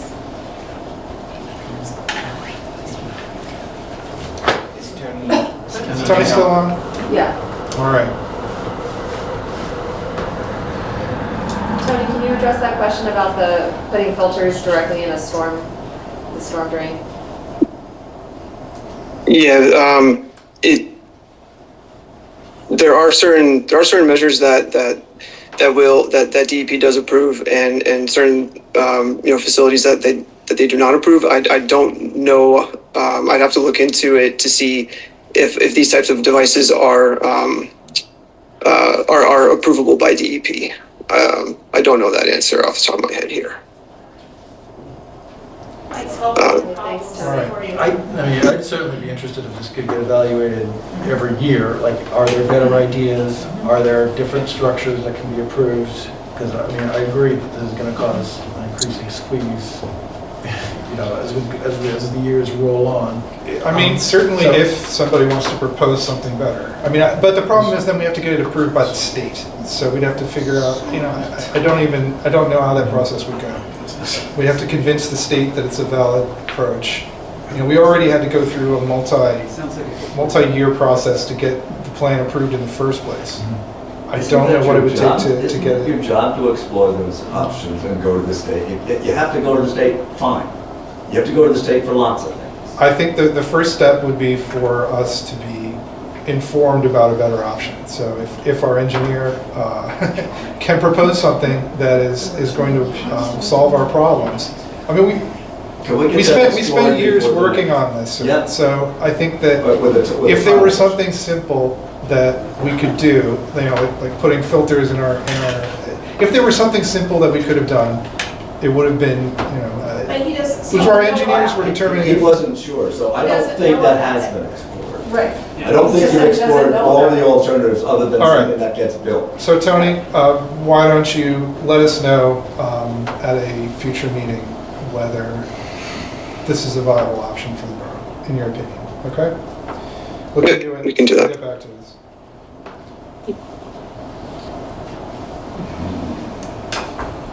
All right. Any other council members wish to follow up on what we've heard? I think it's a great idea for Tony to pursue that. Appreciate that. As a next step, it was very important. Yeah, even if there are no better ideas, I think it's important that we always evaluate them, we always examine them, just so we can, justify that these are the best going forward. I was part of the committee that was examining this, and I'm pretty sure those came up and were rejected. I don't remember exactly why, but I think it was a proposal, and it was determined that it was just not viable. And I can't remember whether it was the state that disallowed it or whether it was that they were, the maintenance required, something was not a reasonable fit for the borough. Technology does change over time. All right, so we'll get an answer. We'll get an answer. Meanwhile, And even and I think, and this came up at the committee, right, which is that we also are currently behind on our actual obligations and need to demonstrate continuous progress. The state could towards hit the us outcomes. with an arbitrary fine at any time for not being compliant and not doing our part. So, all right. I think that's a good point, Michael. We did talk about that in the committee. And we have to be showing that it's good faith efforts to make progress. And do we know that date of when we start to get hit with a fine? I know that they extended it a little bit because of COVID, but They're fuzzy. I mean, They're keeping it intentionally fuzzy. Okay. But it's looming over our heads. Because we're supposed to have, like, our permit's supposed to be, like, we're past the data which we should have renewed it, I think. Was my recollection. Our MS4 permit expires this year. Okay. So we'll submit our MS4 report as we do every single year. Tony, correct me if I'm wrong again, but we haven't heard from DEP about the renewal of our permit. So what's happening right now is that the state is allowing these MS4 permits to expire, and they don't have a plan yet to renew the permits. So some municipalities' permits expired last year. Ours expires towards the end of this year, it's September, October. So right now, we've just been told to hang tight. So they're still going to expect to see movement on making progress towards our sediment reduction goals that were outlined in our pollution reduction plan, which is why we're continuing on with the stormwater bump out program. But the permit itself is just going to be in a holding pattern until we hear from DEP for a formal renewal. And we have heard through the grapevine that the new permits might include volume controls as well as pollutant reduction controls. So that's something that we might anticipate in the future as well that we'll need to then plan for.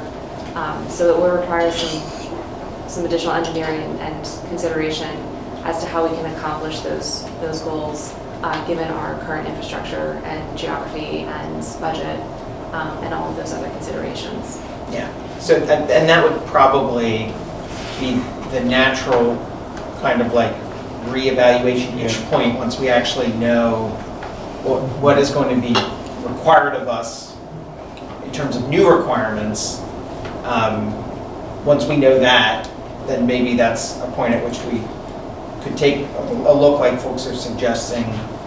I just don't want us to constantly, like, we're constantly going back and trying to, like, soft reboot the plan that was previously adopted. I think you're right. We'll have an opportunity to reevaluate our strategy with the renewal. Okay. Yeah, I think that's a good time to reevaluate.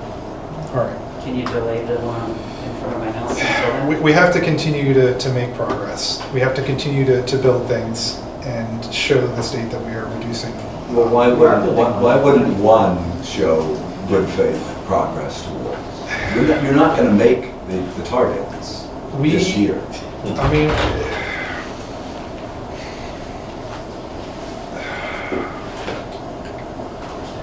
I guess I don't know. I think just given the things that were brought up earlier, I do think it makes sense to try to get the additional credits. It is a low volume roadway in terms of the low volume roadway grant program. And I understand that it still has an impact because people live on that roadway, but we know that we're going to have to be making progress on the crediting, and that if we defer that, then it's going to have to go somewhere. And we've had an evaluation of these sites. They're it's obviously always a difficult conversation, but I think just given the totality of what I've seen to date, well, I know it may be an unsatisfactory conclusion to some of our neighbors, and I appreciate that. I think it just individually, it makes sense to me to continue along with the staff recommendation. Okay, I see a lot of agreement from council.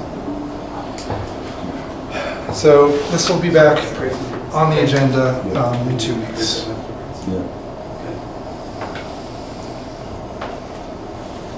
Is there a timeline on the evaluation of the alternatives?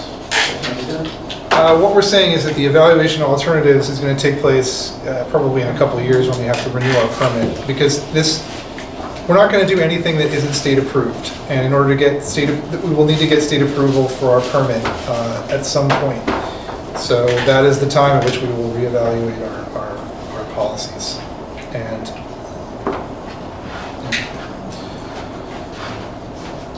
all right. I am hearing no other discussion, so we're going to move.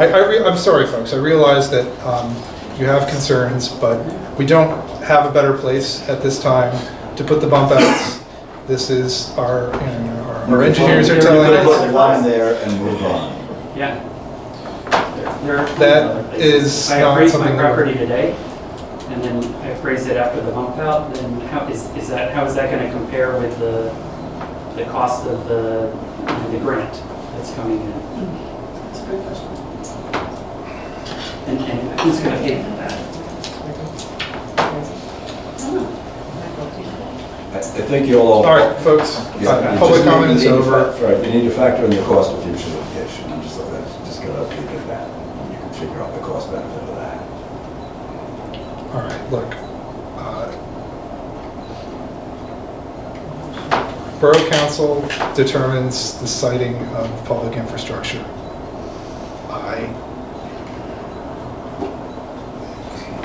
don't believe that there is a lawsuit potential. I mean, you can tell us it's a bad idea, but threatening to sue is what? Unlike the 16. We're going to move on. I'm sorry, folks. We're going to move on to our next agenda item, which is capital improvement plan. I was going to say that slightly less controversial than this time. All right, so it is capital budget season. We put together an updated list of where we are with our current capital plan. So in the packet is a list of the updated master inventory list. This does not include any new capital projects that we plan to add this year. That's something that I anticipate discussing with council as we progress in our discussions. So we will be having some small groups with council to discuss this in detail, and then we'll be bringing the results of those small group discussions towards the public in our next workshop in July. So we can discuss any new additional things that we're looking at adding for the year. The current master inventory list, though, has been updated to reflect all of the completed capital projects that we've finished. This includes, so this master inventory list was created in 2024. So this reflects all of the capital projects from that time forward. It doesn't predate anything before 2024. So the capital projects that we completed in 2024, 2025, and the ones that we've completed so far in 2026 should be noted in here, or they're listed as in progress for the 2026 ones that we had as part of our approved 5-year CIP that council adopted last year. Pursuant to the policy that we created as part of this capital planning process, we do have the ranking system. That ranking system, I will note, is not in this packet, but there is an explanation of that if you go back into the capital. So if you go into the financial page on the website and into budgets, in the capital planning presentation, I'm sorry, not budgets, in the capital plan presentations from last year, there is a PowerPoint presentation that includes a slide that includes the breakdown that identifies how the ranking system is scored. That ranking system is what we use to help identify our priority projects. This is all fluid at this point, and is subject to input from council members and discussion at future meetings. So a lot of this is based off of just where we perceive the need for these capital plans. I will note this does not include routine sewer maintenance, so we do still maintain the sewer on a rolling basis. Jeff and the Public Works crew actually just did cammering of a number of streets and identified a number of areas where we're going to be focusing some repair work. That is not considered capital costs. That's just part of our routine budget that we've adopted for sewer maintenance and repair. The larger project, though, that we did earlier this year, the lining project on Grayling and Winwood Court. Winwood Court, thank you. That lining project was paid out of the sewer capital, which is dedicated capital funds within the sewer fund, not our general capital fund. So there is a difference between sewer capital and general capital. So this is capital operating is what we're looking at here. I will also note that this does not include road paving programs. So we do spend money on road paving, but it is not, again, accounted for in the capital operating costs. Those costs come from our liquid fuels funds, out of our highway aid fund. Liquid fuels funds, we do receive we do receive funding through the gas tax. Based on our mileage of roadways the state gives us every year. We did discuss this last year, and I'll just reiterate that we're looking at about $110,000 is what we anticipate from the state every single year. Our paving projects, when we've been paving half a mile of roadway, comes up to about $225,000 to $250,000 for that amount of roadway to pave. So our state funding only accounts for about half of what our actual costs are. So that's something that we can discuss as we get into the budget process and we take a look at our paving schedule, which we do have plans for all of the roadways in the borough. So we're paving on an identified schedule. So what we're looking at here is, again, just our capital operating costs. So these are all of our other infrastructure projects, things in our downtown, things for this building, things for the library building, things for Sabine, all of our parks, open space, and various equipment needs that we have to maintain the infrastructure that we own. So you'll see it's a myriad list of things that we have here. I'm sorry, Megan, when you say here, is it this document? That is, yes. Lays everything? Thank you. Just want to make sure I'm looking at the right thing. Yes, it is it's a 2-page document. It's a large Excel file, so it shows up small if you try to print it, but you can expand it on your PDF web viewer. The title is the 5-Year Capital Improvement Plan Master Inventory List. 5-Year Capital Improvement Plan Master Inventory List, last updated May 29, 2026. Beautiful, thank you. Got it. So we've projected our costs and our capital expenditures out through the year 2030, and then we have 2030 plus. Obviously, we have a lot of things that we would like to do. We have a certain amount of money to do it, and we have a certain amount of staff time and labor resources that we're able to devote to the administration of this capital plan. So we try to be realistic in what we can actually accomplish each year. Some of these projects are things that we can obtain grant funding for. So one of our kind of rolling basis capital projects is our stormwater MS4 requirements, which is where the bump outs come from. So we can offset some of those costs through grants. We discussed at the last meeting that we received $250,000 from the county through the Monco 2040 implementation grant for the construction of our new pedestrian bridge at Elmwood, leading into Elm Grove Park. We do have an outstanding grant application under review currently with DCNR for the same project to cover the balance of that project cost. So we're very grateful to the county for the grant award that we received, which goes towards, just over half of the entire grant project or project cost, which is incredible. So we're hoping that our our strong application carries us forward with the other grant to cover the rest of that. But that's an example of how those are costs that show up in our capital plan, but we're able to seek grant funding to offset some of those costs, which then allows us to reinvest that money in other projects. So as I mentioned, we're going to be reviewing this in our small groups to further refine and define any new things that we would like to include in this master inventory. And then the next page in the packet this is just the capital fund. This is the 5-year plan that we adopted as part of last year's program. So what it does is that it includes the active plans that we were working on in 2025. Those have all since been completed. So the things that say underway, again, this wasn't updated, this was just pulled directly from the plan from last year, so those projects have been completed. So that would be the new AC unit and air handler in the west wing of the library, that's been completed. The fire escape doors in this building have been completed. The sidewalk project we completed last year. The office vestibule was completed. We also got grant funding for that. So that didn't actually come out of capital. The sliding glass doors were completed, and then we did do our bump outs last year. So you'll see that that line item carries through.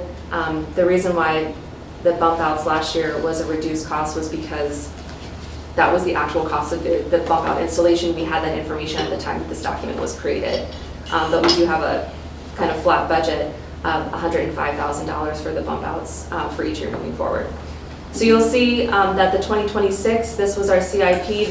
Now, as a reminder, this is part of the planning document. So the capital improvement plan is a planning document, not a funding document.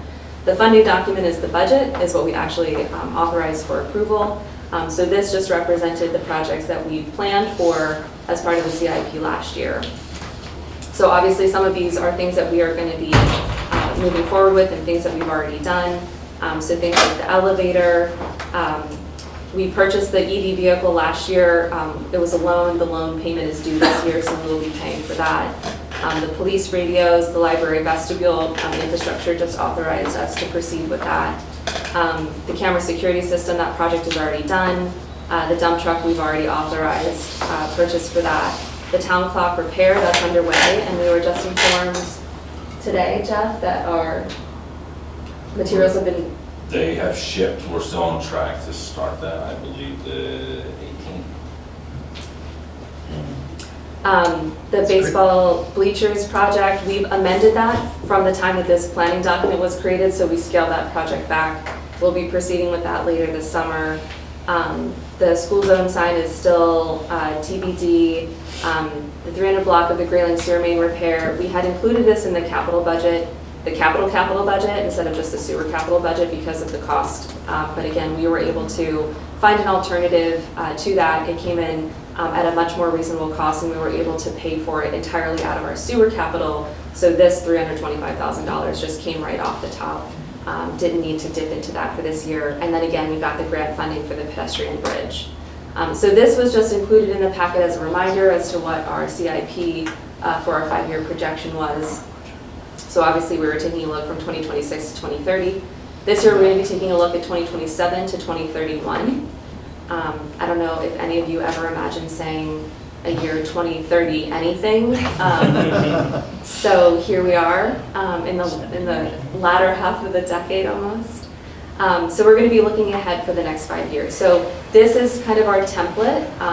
And as we have, again, our small group discussions, we can reevaluate if these are still priorities that we want to include for next year or within the 5 years at all. If there's other projects that have come up that have maybe supplanted these in terms of priority or need.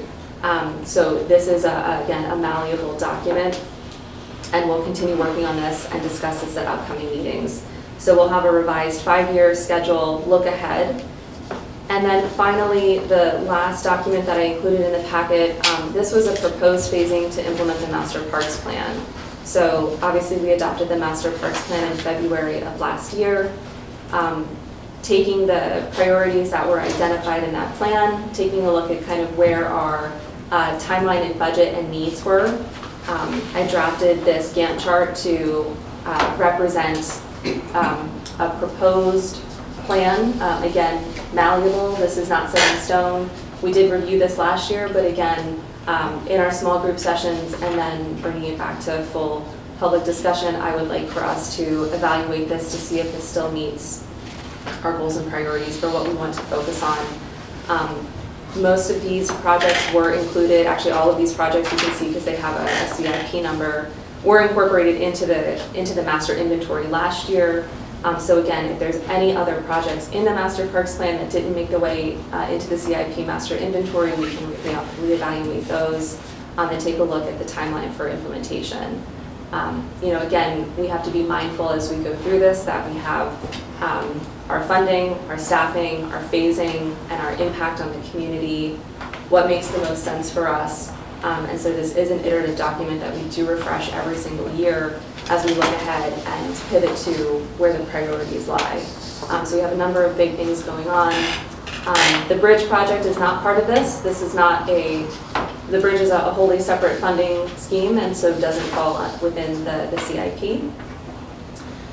So bridge, sewer, capital, and maintenance, and then road paving are not part of our capital operating, but this is pretty much everything else. So I'm just going to pause there because the purpose, I guess I should have led with this, the purpose is just to give you an overview of tonight to kind of explain what we're going to be looking forward to from a process standpoint moving forward. So we'll be scheduling the small group meetings and then we'll be revisiting this as part of our discussion in July. And then my hope is that we will be able to finalize this and have this ready for, so then discussion again in August with an adoption in August. And then we go right from there to pivot into the budget, which is the actual funding document, to then find out how we want to then allocate the money to fund the planning document that we're outlining for our CIP. So I'll pause there and see if there's any questions from council. Is there any for process questions or item questions? Either. Okay. Recalling back to the first item, skate park. I'm not going to go line by line, if there's like 2 or 3 in there. Skate park, how does this line item relate to the fact that we've had conversations with Lower Marion about the skate park? Yeah, so because we've had conversations with Lower Marion, they're interested in working with us to kind of make this happen. Again, as we look at the capacity, the timeline, the impacts, it makes a lot of sense to focus on improvements to the skate park first. That's in the core of the park. So if we were to do any sort of major construction project for the skate park, we do that first, and then we're able to kind of work our way out so that we're not trampling over things that we just improved to kind of get to that skate park. And from a budgeting and finance and kind of momentum standpoint, we have that commitment from the township to work with us on implementing this. We've talked very broadly at a staff level about how this would happen in terms of joint task force, community involvement and input. So there's various steps in the process. Nothing yet has materialized from those conversations as a tangible next step, but I am working with the township on getting that organized so that we can kick off this project and get it going.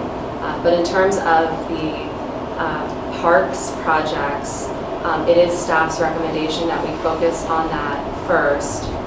For Narberth Park, obviously we're going to be pursuing and moving forward with our project for the pedestrian bridge at Elm Grove, but for the projects at Narberth Park, we recommend going with the skate park first, since we do have that partnership with the township to proceed with that. Can I ask, Dana, I'm sorry, can I ask a sub-question to your question before you move on about the skate park? So the last time we talked about this in the meeting, we were really clear we were specifying a neighborhood skate park. And we wondered if that was going to be a non-starter for them, because that was a non-starter for us. Should I interpret this as it was not a non-starter? Yeah, and again, because we don't have anything, like we haven't moved forward in the process other than kind of the initial statement of intent, we still need, Yeah, so So I. we were clear, like neighborhood We were- skate park not to exceed this We- size, and they did not say conversation closed. I have not been told conversation closed. Okay, thank you.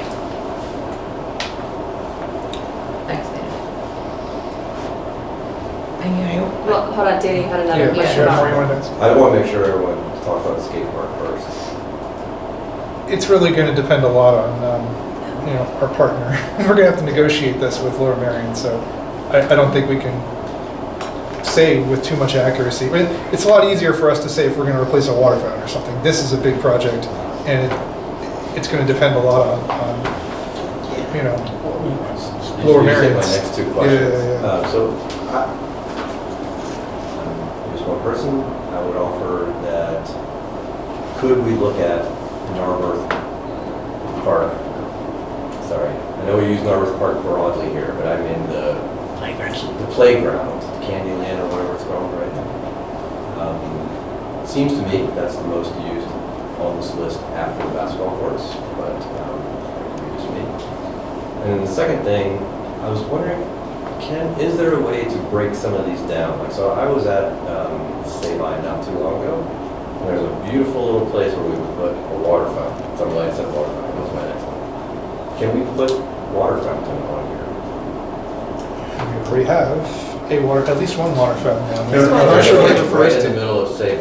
I'm not sure what exactly it refers to. So that might not trigger as a capital project also, because we do have certain qualifications as to what counts as a capital project. So it's $5,000 or more, and it has to last a certain number of years. So I don't think that a single water fountain is a capital project. Maybe we can take it offline, but I would love to see that water fountain. I could find a $5,000 water fountain to go to. Is it not? There was one at least a couple of years ago. It's literally right smack in the middle, and it would, like, the times I've been, it would have been great. We've been able to, like, get some water right there. Oh wait, So does that's the what we one should- that's there not You work? mean an additional one? There's one, it's right in the middle of the park. And it's not working? Jim, we'll go there tomorrow. Okay. I'll go there. All right. Yeah, and during the small group meetings, there will be an opportunity to propose items as well. We'll make a video. That would be a good time We'll make a to video suggest about that. it. Yeah, and I think that's, so there's a couple of things I wanted to pick up on with that, which is, and I think that like, kind of like low dollar, high impact things make total sense. And then the additional piece of context is that Sabine Park was originally in the master park planning process, and it was removed partially at the direction of our funding from the state grant, but also just due to a recognition that like until the specific configuration of the park is finally determined, it didn't make sense to plan like large scale assets. So like those sorts of things make total sense to me as like a low dollar but like high impact thing. And then I just wanted to provide the additional piece of context is there's this limbo piece in terms of like the broader investments as well. It feels like there's a just do it category that might fit in there. Yeah. And, I don't know if I've mentioned this before, but maybe the netting along Windsor for the baseball field. Jeff had a great thought on how we would fix it. That's ordered. It's we've heard it's done. So that meets the just do it. That's right. Yeah, Totally so- correct. Just do it. Yeah, so those kinds of scaled projects, we just implement those as part of our regular budget for parks and maintenance. So there's certain It'd be things good to that, bring that list so that people see some of those things. Because those are really good things that I think people want. Not that they don't want these, I'm just saying there's Yeah, a list. no, of they're visible. things. They're visible. It's the broken windows And theory, I'll make a right? video about drinking water out of the fountain. Where to prioritize the playground, Candy Cane City is a relevant question. That's a larger issue. I mean, it is the thing, right? Probably heavily used. It has been suggested that there's grant money out there for playgrounds. So, You actually gave me the transition to Maggie. If there's some way, and I recognizing that this is a planning document, but when we have the actual, to maybe, put a line item under the year for like what we budgeted versus what we paid, to celebrate our victories a little bit, so that we show, oh yeah, but we got the $250,000 or the railing repaired didn't cost nearly as much as we thought because we came up with an alternative. I just think it might be useful, when, since these documents get shared with the public, that I can just see the questions, well, you budgeted $1.5 million, but you only spent $700,000. You know, why was there such a, are you guys poor planners? And the answer is no, we planned for worst case scenario without getting the grants. And, you know, thanks to your hard work and the hard work of the people who work with you to put those grants together, you know, we get some victories out of them. We should make sure that somehow that's reflected on these planning documents. Sure, we can do that. Just wanted to follow up on, you know, the comments about the playground and, you know, how things are used, and I think what draws people to Narberth, you know, I think people are drawn to Narberth for the playground and the fields to, you know, play baseball, play soccer, play a lot of sports there. And you know, I'm new to the capital improvement process, so I know this has been discussed, but it makes me concerned to put off improving the playground, improving the fields until the skate park is done, because it feels like those are the big draws for what bring people to Narberth and what young families do. And so I just want to make sure I heard correctly. One of the reasons that we have the fields being done, the 90-foot and the 60-foot baseball fields being done is in 2030, not sooner, is because we want to get the skate park done first. Did I hear that correctly? Well, not just the skate park, but the idea being that, you know, looking at the overall master parks plan for Narberth Park, it proposed improvements right throughout the park. So the skate park, the basketball courts, it showed bathrooms being next to the library, like a new bathroom building being next to the library. It showed an amphitheater where the pavilion or where the gazebo is right now. It showed improvements to the playground area. So obviously that also is just a planning document. So that is why we need to have these discussions to say, what do you want to spend the money on and when do you want to spend the money on it?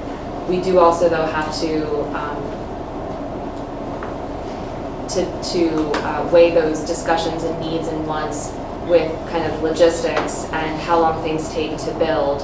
So if we go with a project, you know, it's a year for the grant funding and planning and then a year for construction.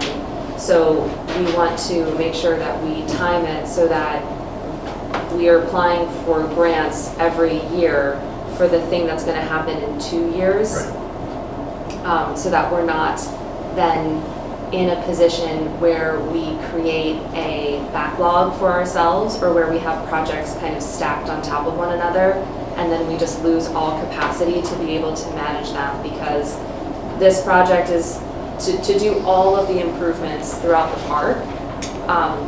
We really need to get as much grant funding as possible. Grants take a lot of time to write, and they take a lot of time to manage. I'm sorry to interrupt, but I thought I heard us say we wanted to do the skate park first because it's in the center. Logistically, and we didn't want to right. do things peripheral to it because it would cause, we don't want to kind of wreck the peripheral work that we did to do the skate park. Right, so that was separate from grant funding. Yeah, so, sure. If I heard correctly. Yeah, and so from a logistical standpoint, I'm sorry, I thought we were talking funding. From a logistical standpoint, staff felt that it's easier and less disruptive to the flow of things if we work from the center out as opposed to working around the perimeter and in. Got it. Thank you. Is the skate park basically functional? I mean, I've been on it. It's functional, but we do, Lower Marion has offered to, you know, There's more improve it, opportunities, essentially. Yeah. Yeah. They want a modern skate park, and they would be willing to partner with us to put it in Narberth. So Also, that's the deal. We're looking at planning both of those things, the playground and the skate park, in 2026, right? According to 27. 27. playground, and 2030 for the baseball fields. This is not, so yeah, this isn't necessarily like construction timelines. So again, this is a very aggressive timeline to actually be able to do all these things in the next 5 years. So this is kind of an idealistic, so maybe take the years out of it and think of it more as this is what is proposed from a phasing perspective, as like these things happen first and then these other things, as opposed to the fact that I don't actually know that we're going to be able to accomplish them all in the years that they're listed. But from a phasing standpoint, prioritize the things on the top left first, and then work our way through the list as we head to the right. Yeah, and I think that like we're getting a little bit as well into when we first when the CIP, like the broad CIP first came up 2 years ago, whenever that was. Like we had a very similar conversation to this in infrastructure and at F&A, and that was how the prioritization matrix kind of came about. Because when I was thinking about that, I was looking at it and I was going, I like this project, I don't like that project. But that's probably not like the best basis for me to make a decision on, just kind of like going on what my gut on the project was. And so we pulled together the higher level like policy direction, and that's kind of, it's not the end all be all, right? But it hits our like kind of first draft of priorities, and we can have a more nuanced conversation from there. And so I know that when we did the master parks plan, I don't want to say I could see the future, but I kind of figured that this was going to come up. And so when we did, we had a council direction that accompanied the master parks plan, and it was included as one of the exhibits. And I don't know if these things still totally make sense, but as the first draft of kind of what things we would focus on at a policy level, where I'm just going to read what we had put at that time. We can always revisit any of this or approach it in some completely different way. But the prioritization criteria we listed at that time were health and safety, considering whether a given project is needed for health, safety, accessibility, and regulatory compliance. These are all pretty similar to what we have in our CIP. Usability assessment, considering whether a given project is needed to provide a usable space or feature for the community, including replacing an asset or amenity that has reached or will imminently reach end-of-life status. Cost and benefit, considering the potential value of a given project relative to its overall cost and difficulty of implementation. Community partners, considering whether community partners are proactively committed to assisting the Borough in raising a meaningful share of project costs. And then low-cost activation projects, I think, which is probably pretty similar to what the mayor was just talking about, which is considering whether a given project can help activate a park space or meet unmet needs at minimal cost. So I think that, like, and I don't know if these are kind of still the ones that make sense, but if we're going to be talking about like how we, the schedule in which we implement things and trying to figure that out, that like trying to provide some sort of like high level framework, and then allowing staff, you know, in consultation with the partners that they work with on a regular basis, NAA, Parks Board, other folks, to kind of come back with okay, here's our framework for approaching this, and here's our kind of like initial recommendation set. These are the way that makes the most intuitive sense to me. Thank you. So, and I think this will be a good topic for the small group discussions that we're going to have too. So I think, Maggie, just anticipate that council members are going to want to talk about the big ticket park items, and just be ready to discuss it then, and then we'll have another full council discussion once everybody's had a chance to have these smaller discussions. Great, I look forward to it. In terms of the small group discussions, are we going to be reprioritize anything? Are we going to accept input about, what some of these factors that Michael just talked about, like whether they're weighted, maybe they should be weighted differently, or is that? Yeah, I mean, again, this is all malleable, and this is all based on, so Jeff and I have reviewed so we got the weigh-in of police, public works, and our housemen on this. So the master inventory has been updated based on staff input in terms of existing things. There's still a few things that we're working on that we would like to add as new CIP items. And then that will be distributed. And then in the small groups, please review this, change the numbers, and we can discuss what you want to deprioritize, increase in priority. That's the point of this. You're the legislators here with the power of the purse. So ultimately, we're making recommendations from the staff level because we're looking at it from kind of what we see as needs. We hope that you would,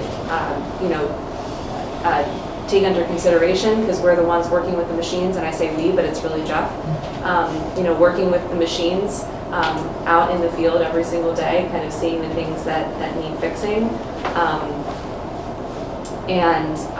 But yeah, I mean, anything can be discussed, and then we can take a look at that and see where we end up with. And ultimately, if we get to July after our small groups in this month, and we realize that we have $3 million worth of capital projects that we've somehow prioritized, then that's when we have a discussion to whittle it down to something that we can actually manage.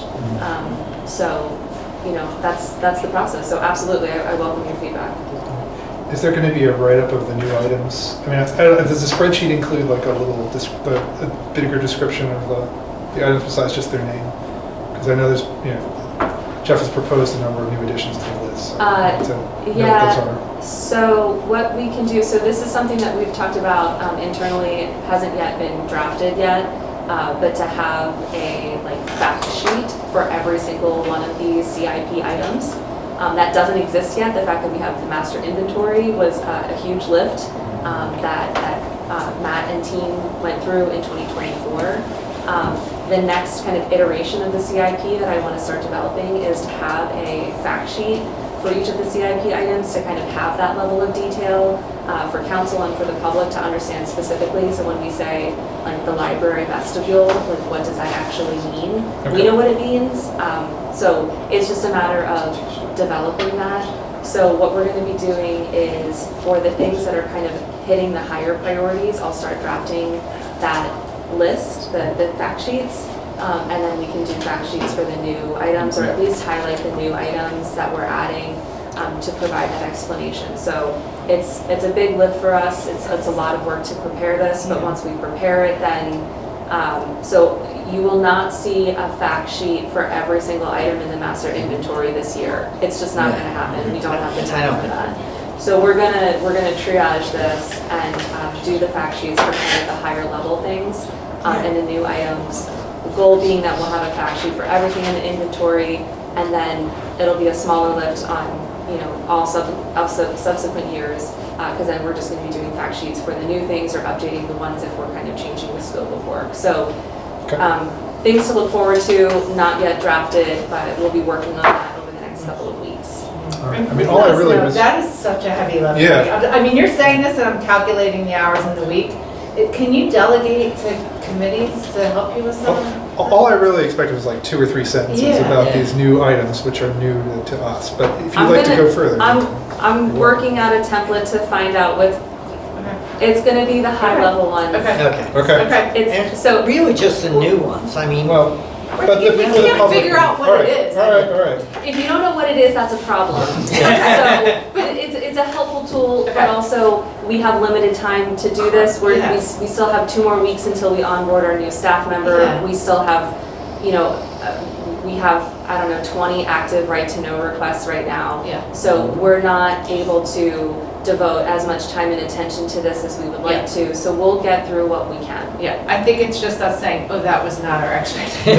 No. But I just need to know, Yeah, we'll provide, at the very least, we'll provide you with more information than just a single line item of what it is. Okay. Thank you. Any other questions or concerns? All right, thank you, Maggie. All right, next item is the zoning discussion. I'm considering like a 5-minute I recess. was just gonna Okay, ask. I would take a motion for a 5-minute recess. So moved. Okay, a second. Second. Any discussion? All those in favor of a 5-minute recess? All right. I could probably just do that without a vote, but 5-minute Yeah. recess. We'll come back at 20 after according to my computer. Reconvene.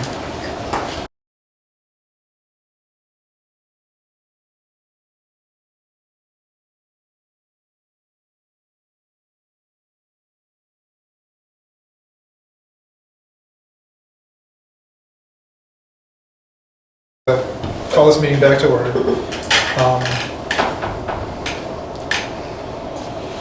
We're back on Zoom. We're back. Oh, okay.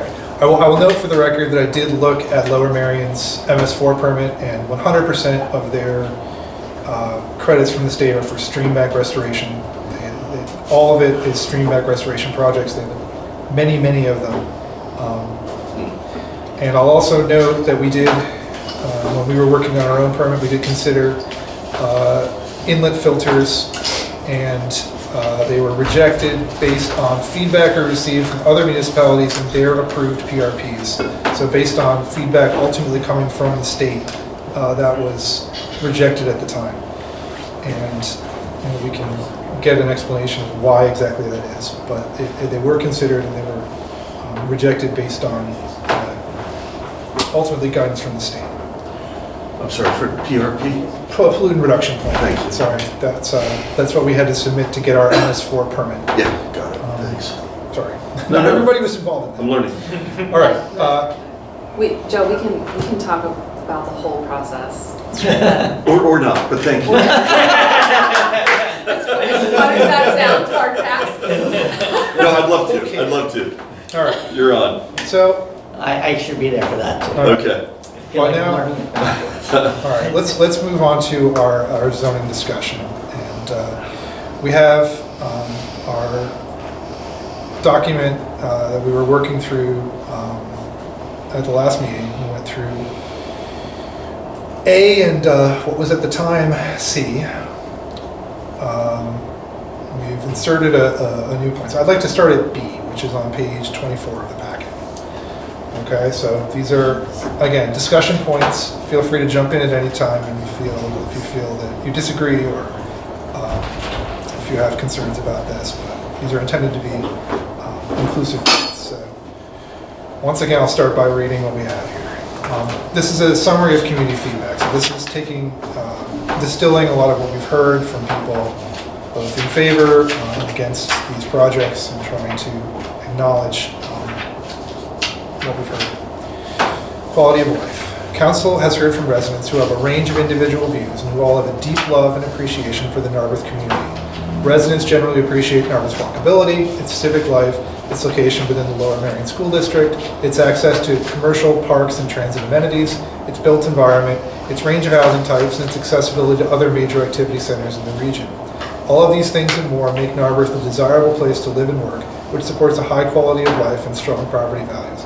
That's why we all moved here, right? Proposed council goal. Council's goal is to continue to support a high quality of life for Narberth residents and businesses and the strong property values that this quality of life generates. Council seeks to do so in a manner that also provides a variety of housing types so that Narberth can continue to serve as a place where residents of differing backgrounds, means, and abilities can live and work. Concerns? All right. B2, business districts. Council has heard from residents who want, and business owners, who want council to prioritize supporting and revitalizing Narberth's business districts. These districts promote Narberth's livability and walkability, provide local job opportunities, and provide residents with access to different goods and services. Proposed council goal. Council confirms its goal of supporting and revitalizing Narberth's business districts. Council seeks to continue to collaborate with the Narberth Business Association to maintain borough infrastructure in a state of good repair, and to plan thoughtfully for new residents who can help expand Narberth's localized customer base, the types of rainy day customers who live near Narberth businesses and make multiple repeat visits every week. Council will also continue to seek to achieve more active commercial uses on its main business corridors, Haverford Avenue, North Narberth Avenue, Montgomery Avenue, to seek anchor businesses generally, and to partner with Lower Merion Township to improve walkability along Montgomery Avenue. Okay. Housing and affordability. Council has heard from a range of residents with diverse viewpoints on housing and affordability, including residents who generally prefer no new housing development, residents who generally prefer single-unit housing development, residents who generally prefer smaller, missing middle housing development, such as attached single-unit housing, small lot single-unit housing, and smaller multi-unit housing, and residents who generally prefer larger multi-unit housing. Council's also heard from a range of residents who both support and oppose the inclusion of affordable unit bonus programs for a variety of reasons, as well as residents who have logistical questions about how such bonus programs will work in practice. Council acknowledges and recognizes this diversity of opinion. Proposed council goal. Let's think about this. Council's goal is to plan for a range of housing types and areas in which each of those housing types is appropriate. To that end, Council confirms that mixed-use buildings remain the preferred building type in the commercial Montgomery Avenue district in order to provide both housing opportunities and commercial amenities for residents. Council confirms that borough policies currently designate the 4A district as an area in which a variety of residential building types is appropriate, up to and including apartment condo buildings. Council is further interested in additionally providing a variety of residential building options in the 4A district. Council desires to limit this discussion to the 5B and 4A zoning districts as they exist today on the zoning map, and to clearly state that this discussion will not include expanding or changing those zoning districts' boundaries. Council confirms its interest in the comprehensive plan's recommendation to explore how development regulations can be linked to the provision of attainably priced housing options. Council confirms its desire to provide for both rental and ownership housing opportunities, and acknowledges that both rental and ownership housing can be provided in a range of different building types. Anybody have concerns here? That second bullet point, do you mean, I think what you mean is interest in providing an additional variety of residential buildings? That are not currently permitted. Okay, We'll get to this you need later, to move too. that forward because All right, I'll specify that. I'm sorry, where was that? Proposed council goal number 2, in additionally providing, so I think it ought to be clear that it should be permitting, maybe. No, I'm asking whether what you mean is council is further interested in providing an additional variety, not additionally providing a variety. You know what I mean? Yeah. Maybe. I mean, I think the idea is that we're interested in providing housing types that are not currently permitted. Yeah, so I would say, make that clear. I would suggest that the word additionally modify the word variety instead of. Yes, I made that. Okay. Thank you. And the question has come up about how we would monitor affordable housing if we restricted it to income levels.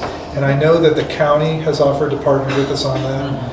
I see that they've sent out a recent, I think all of us got it, a county guide of affordable housing. And one of the portions in there is talking about how they would like to work with municipalities on setting up these sorts of guidelines. So I think the answer is we would partner with some sort of outside service, or the developer would partner with some sort of outside service.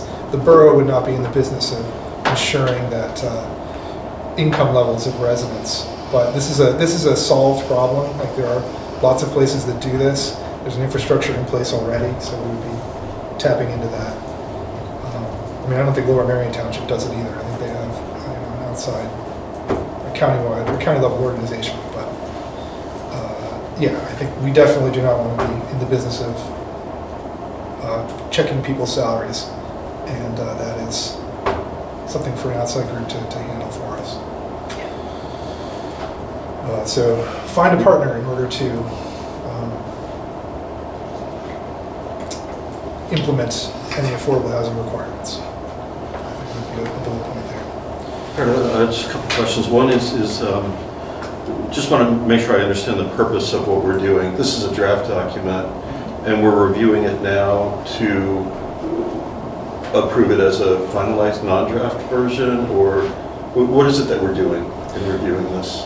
We are going through it, and then it'll be on the table for us to approve later on as a finished document. So this is a draft document. If people want to make changes or have concerns, bring it up now, and we will. I mean, it'll be more apparent as we start going point by point through some of the Totally proposed understand. changes. But this is not an ordinance that. We're not voting on this Yeah, at this time. okay, it's just a draft There- document. But if you It's a have draft like revisions to Yeah. propose, I'm trying to keep notes on that so that we can continue to iterate. That's perfect, thank you. Yeah, this is, so typically at a workshop meeting, we don't have any votes, so this is the discussion item. So great. can you give the timeline to the public and council of when you see a legislative vote happening?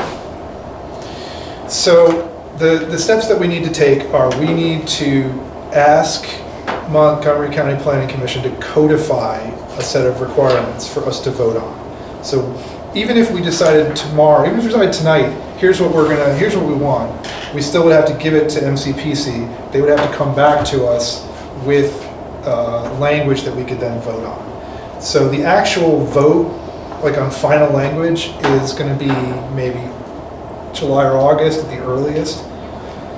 Right, because we will need to allow our planning consultant time to then draft the actual ordinance language.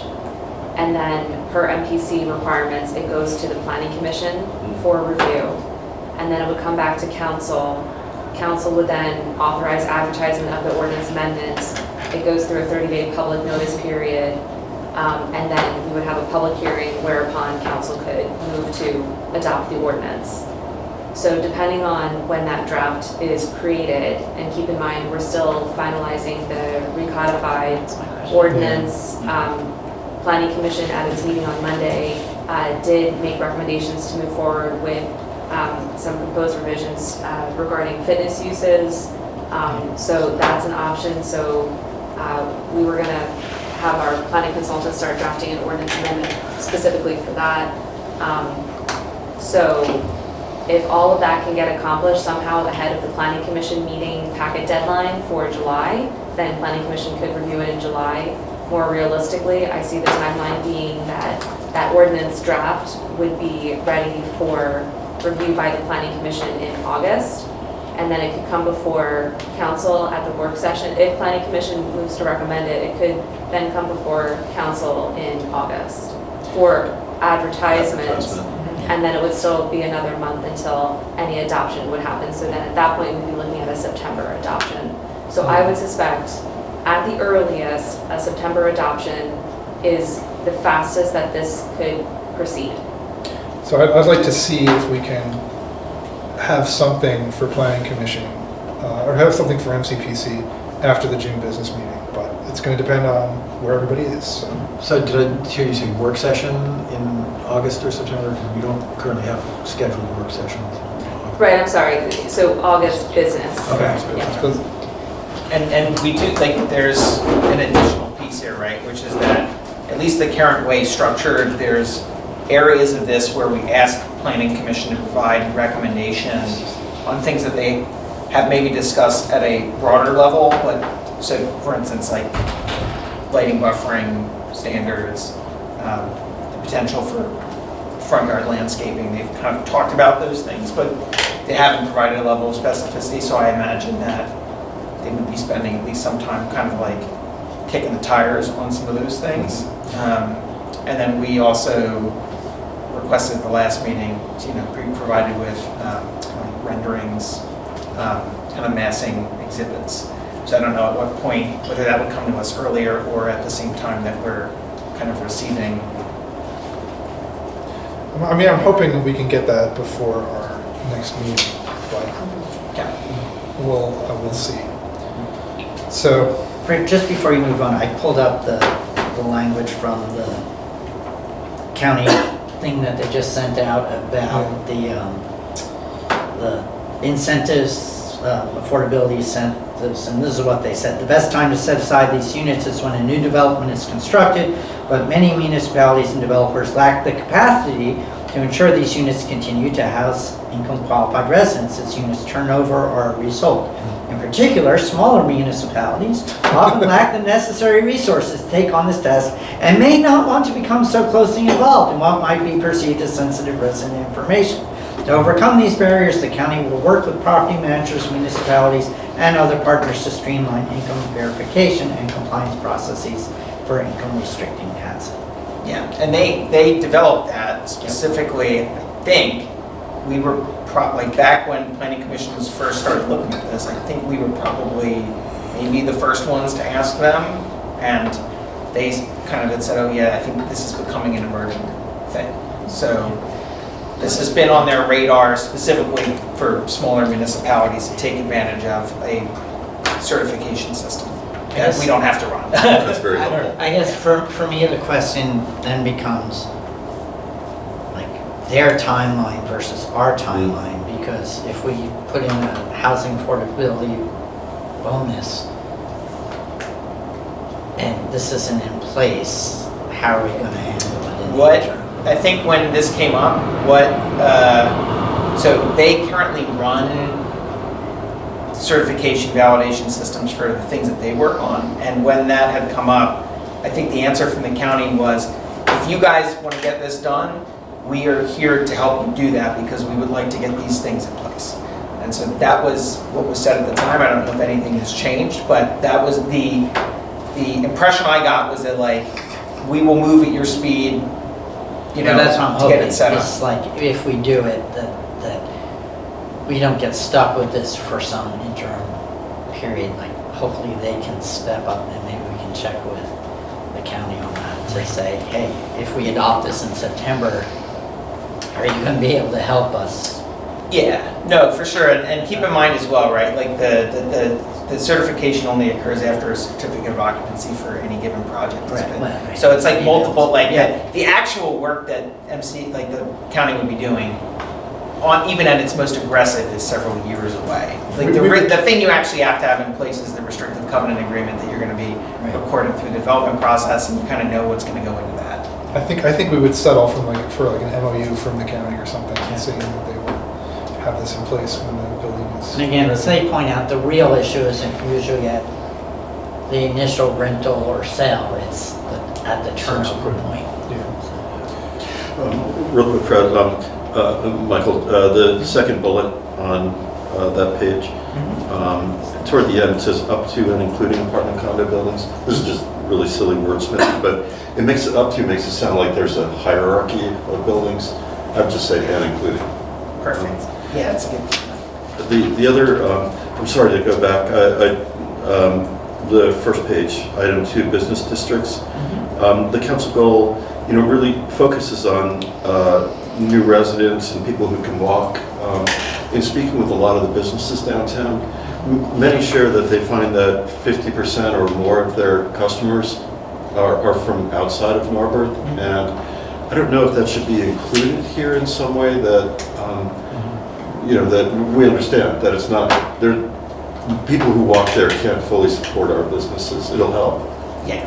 I don't know how to wordsmith that. That's a good, so I'm trying to remember where. Oh, maybe that's somewhere else. Well, yeah, but it's a good point. I think, so B4 in the proposed council goals kind of speaks to that, and maybe cool. It makes more sense up there, and I'm jumping a little bit ahead, but we're gonna get to something that says, council believes that downtown on-street and lot parking should be reserved for customers and patrons during business hours and not for long-term residential parking. So I don't know if that fully kind of hits at what you're getting at or not, and if it doesn't, we can figure out a way to work it in kind of what you're talking about. I think it'll be helpful under the business districts as well. Yeah, it's a little broader. I mean, I think they are telling us that foot traffic alone is, traffic is necessary but not sufficient for sustainability. Sure. Yeah. Thanks. And we should keep that. Okay. Thank you. And the last thing, didn't get to acknowledge it last time when we started. You've put a huge amount of work and a huge amount of expertise into this document. I just want to publicly say thank you for all of this. Appreciate it. I'm done, Fred. That's fine. I would say that if you have like a really, you can bring up the minor range, that's fine. Parking and circulation. Council has heard from residents who have communicated concerns regarding the availability of parking, the amount of parking required in new developments, the potential increase in the number of vehicles traveling on Narberth streets, and other impacts associated with parking and automobile activity. Council has also heard from residents who wish to prioritize active transportation, biking and walking within the borough. Proposed council. I think it's an understatement to say we've heard from people who have communicated concerns about parking. Many residents. Council seeks to actively manage Narberth's parking supply to support active transportation and to plan for traffic calming. To that end, Council confirms the following goals. Council believes that downtown, on-street and lot parking should be reserved for customers and patrons during business hours and not for long-term residential parking. Council reiterates its support for the adopted Narberth traffic calming and safety policy and will seek to apply this policy in areas that experience future development. Council recognizes that adding new housing within walking distance of Narberth's commercial districts will support local businesses at a lower parking cost, while also recognizing that parking is a major component of any new development and that new development will feature new parking demands. Council will seek to both plan feasibly for a reasonable range of housing types while also providing for sufficient parking. Additionally, going forward, Council will review non-zoning opportunities such as the residential parking permit program that may allow Council to proactively manage parking supply.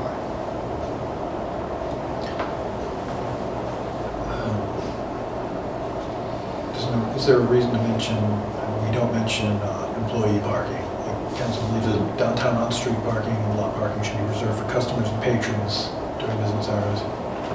You know, We currently don't have a setup for employee yeah, parking. but I've heard that a lot, that, you know, that the concern that employees take up spots that really, you know, would be better in service for circulating customers, you know, in the downtown area. I thought I remember seeing that elsewhere in the document. Oh, is it? It may not, I don't remember. I mean, do we have a way to? Do we have a we tool? can work Yeah, it a out. lever? Because like we can't really say we're going to do something if we can't do anything about it. You know? Do we have a lever for that? I'm not aware that we do. Well, we tried to create a little bit of opportunity here, you know, along Haverford, so it may be just worth acknowledging that we'd like to. No, we will continue to look at providing more on-street parking spaces Well, where appropriate. I think that one of the levers, right, and we haven't like gotten into this because we've been dealing with like a high vacancy in our downtown, but like if the business district's blowing and going, then you can start to look at things like actual like hard time limits on how long you can, you know, rent a space via the, you know, coin system or things like of that nature, right? And that if you're an employee, but you only have like a max of 1 hour or 2 hours or whatever it is, then you're proactively managing for someone who might be in the spot for, you know, 7 hours. So I think we can work that in and as kind of a concept, not for long-term residential or employee parking, and we can. Well, seeking opportunities for employee parking. Yeah, and I think that well, seeking opportunity. Yeah, and then we can work that in down there and make reference both to that and to metered parking policies as well.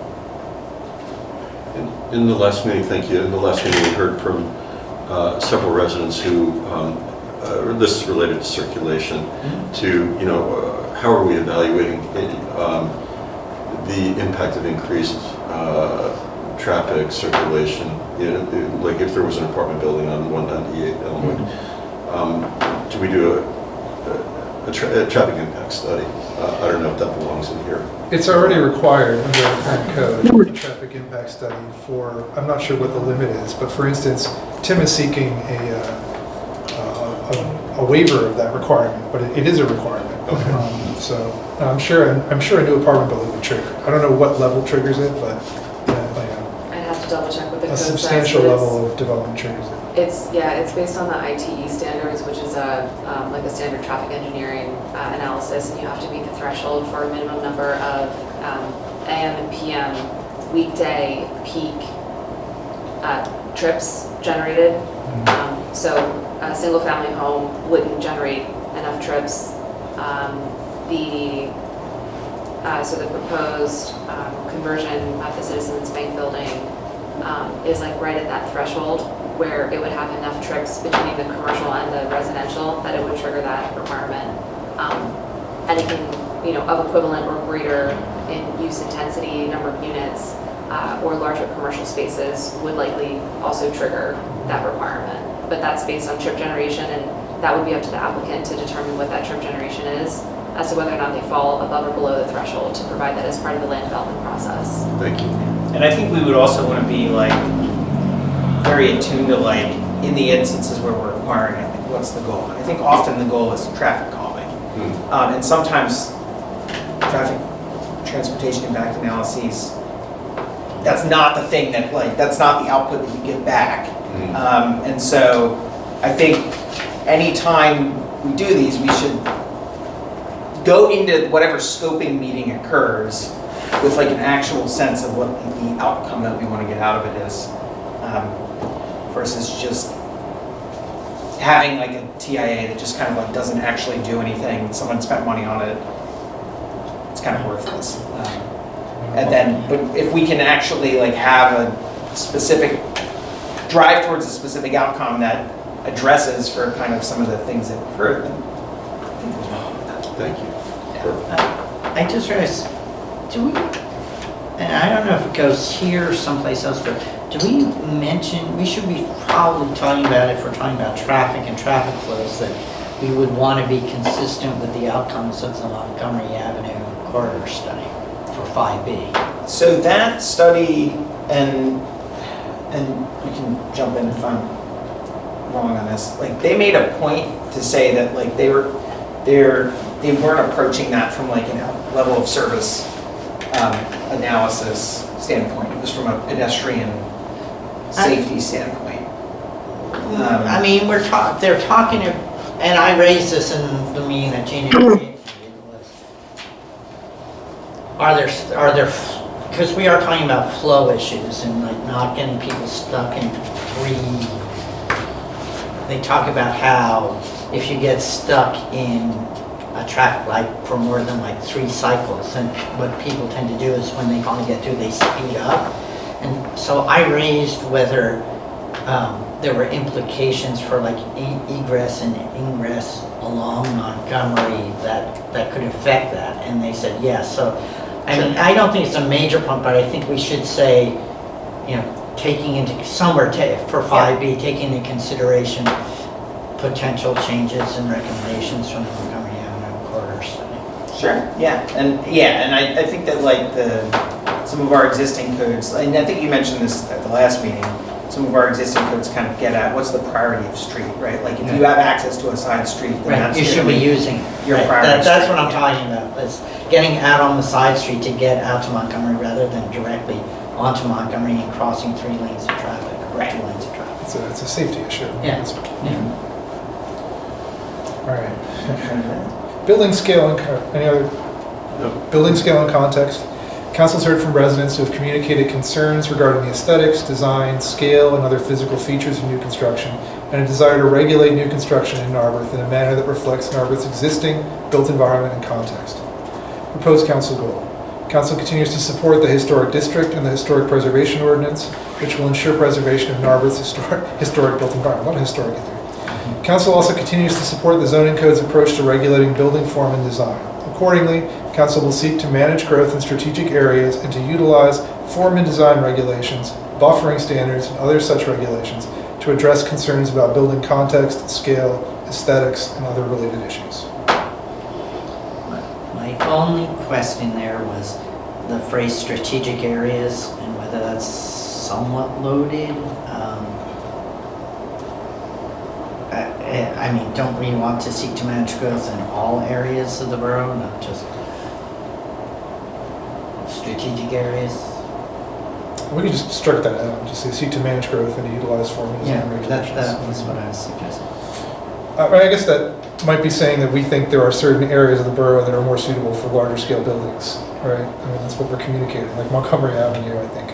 Everyone right. Well, get to it, but I think there's a general agreement that buildings on Montgomery are not going to look like buildings, you know, in right, Shady Lane. Yeah, you know? right, but we're still there could be growth in other parts of the borough.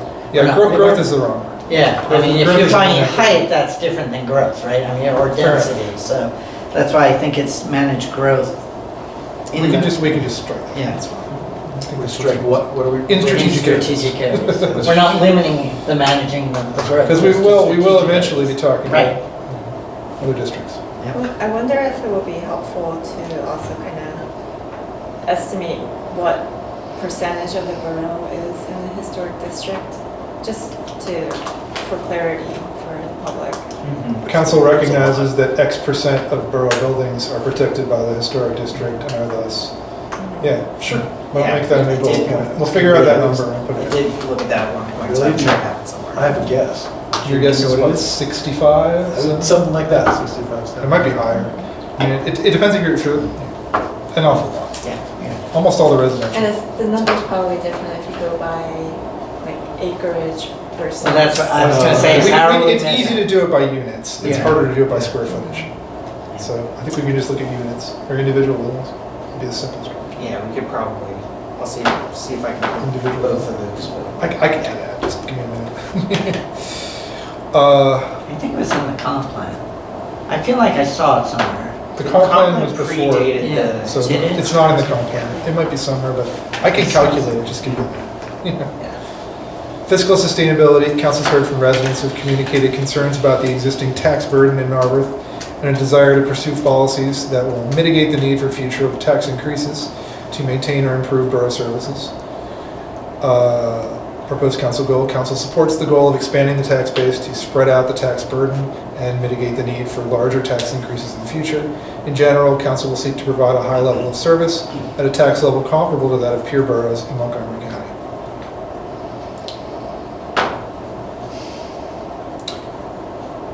All right. Infrastructure. Council's heard from residents who have communicated concerns about borough infrastructure and its ability to continue to serve existing residents and its capacity for adequately and sufficiently serving new development without negatively impacting existing residents. So, sewers, stormwater. Proposed council goal. Council continues to support the borough's subdivision and land development ordinance regulations and the borough's development review processes, which require new development to provide for additional demand on infrastructure. Council also recognizes that expanding the tax base is an important fiscal strategy for being able to continue to maintain, improve, and upgrade the borough's existing infrastructure over time. I want to add my favorite talking point, which is that the borough had many, many more people in the past, and the infrastructure was built for a population that's 25% bigger than it is now.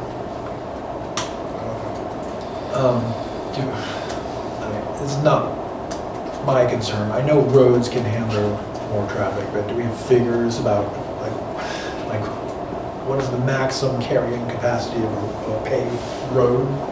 You know, I mean, I don't think we're anywhere near in danger of exceeding that. But I mean, we're not even close for anything. I mean, Montgomery is the only thing that's strained. Right. Yeah. I mean, there's temporary traffic jams at the tunnel, but that's not I'm not sure that's like a capacity thing. That's a specific times of day and only one egress at the moment. Yeah, I don't know. How would you? Just because we've heard it as a common comment that more people put more stress on the roads, the road infrastructure that we have. Yeah, so you would want to add that in the section that's summarizing what we've heard? Yeah, I think so. Okay. And that we continue to work with PennDOT for solutions to expedite traffic flow in the choke points in the borough. Some way to phrase that. Well, I mean, I think that internal to the borough, our goal is not actually to expedite flow, right? Internal to the borough, our goal is actually to slow traffic. I mean, I want to get people in and out of the tunnel. That's what I'm saying. I think that's a yeah. So choke points. Yeah. I don't think that there's any. I mean, that's the problem. Right? It's backed up at the tunnel. There's no other way. To improve hitting out of like the borough. yeah, and the light at North Wynwood in Montgomery gets backed up, and Montgomery, of course, gets backed up. Yeah. Within the borough itself, I'm not aware of any significant traffic problems. Environmental quality. Council's heard from residents who have communicated concerns about ensuring environmental quality, including concerns about impervious surfaces, stormwater runoff, water quality, tree canopy, and other such impacts. Council continues to support Council continues to support the borough's subdivision and land development ordinance regulations, the borough's landscaping code, and the borough's development review processes, which require new development to directly mitigate for the impacts of additional impervious surface, to proactively improve stormwater management and water quality outcomes, and to plant new native trees, among other requirements. Council further seeks to leverage the water quality facilities that new construction installs to help fulfill the borough's own state-mandated water quality improvements where applicable.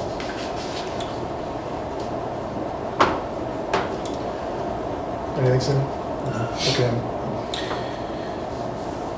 All right. So those are all mostly looking at community feedback and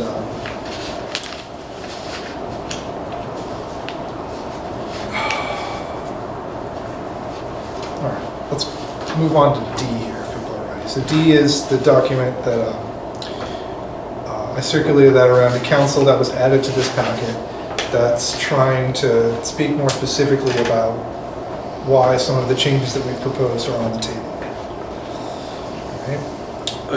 We're skipping C. We already talked about C at the last meeting.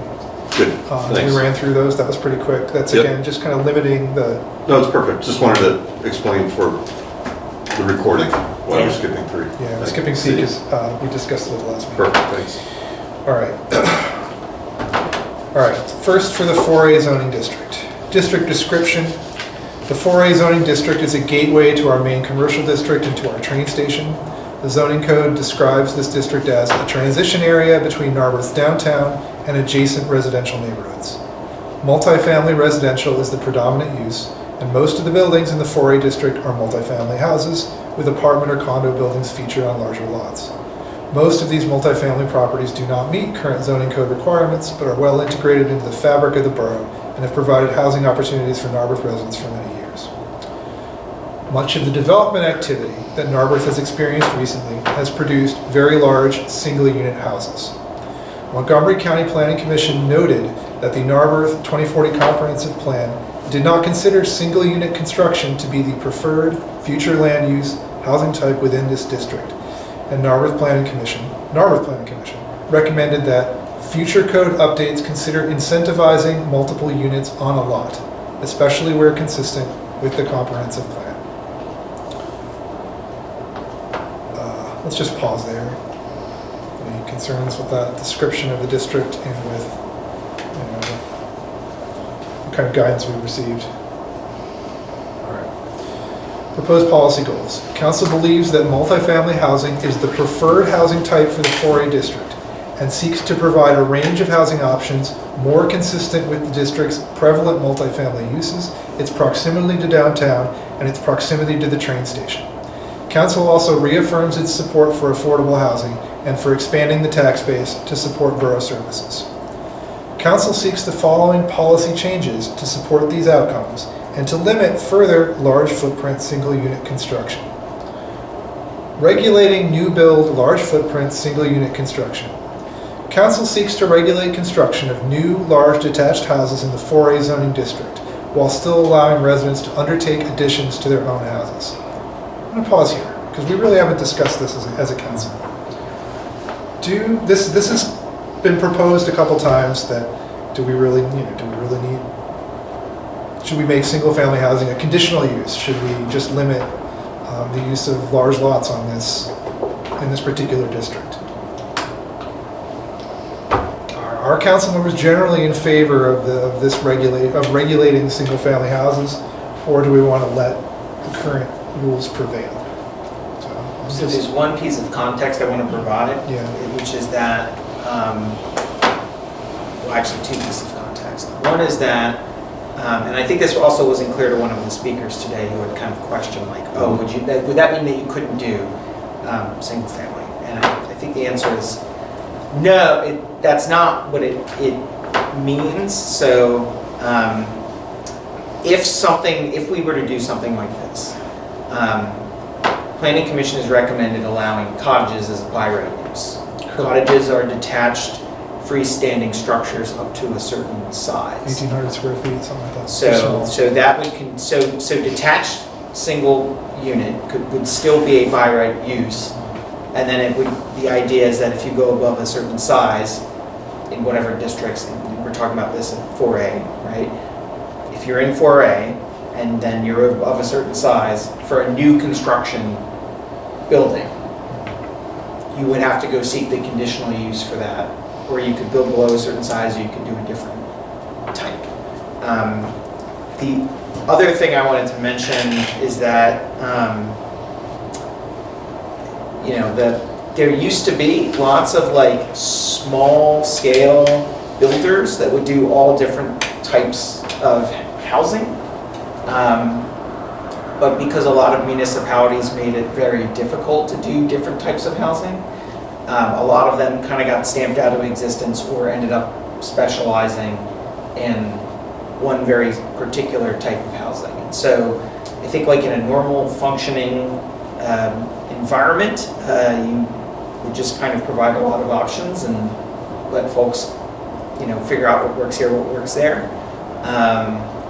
But I think what we've seen is that even in places where we provide kind of like missing middle, oftentimes the default is to do the kind of like the large footprint single unit. So that's been a predominant form that we've seen even when kind of other options are available. And so this is kind of looking at ways of saying, well, since we're not actually getting the other things, then let us try to start like softly incentivizing it without outright kind of like, both without outright like prohibiting it as a building type generally, but also while trying to fine tune it so that existing homeowners can add on to their own homes and grow their own homes like naturally without getting caught up in some sort of like morass of unintended consequences.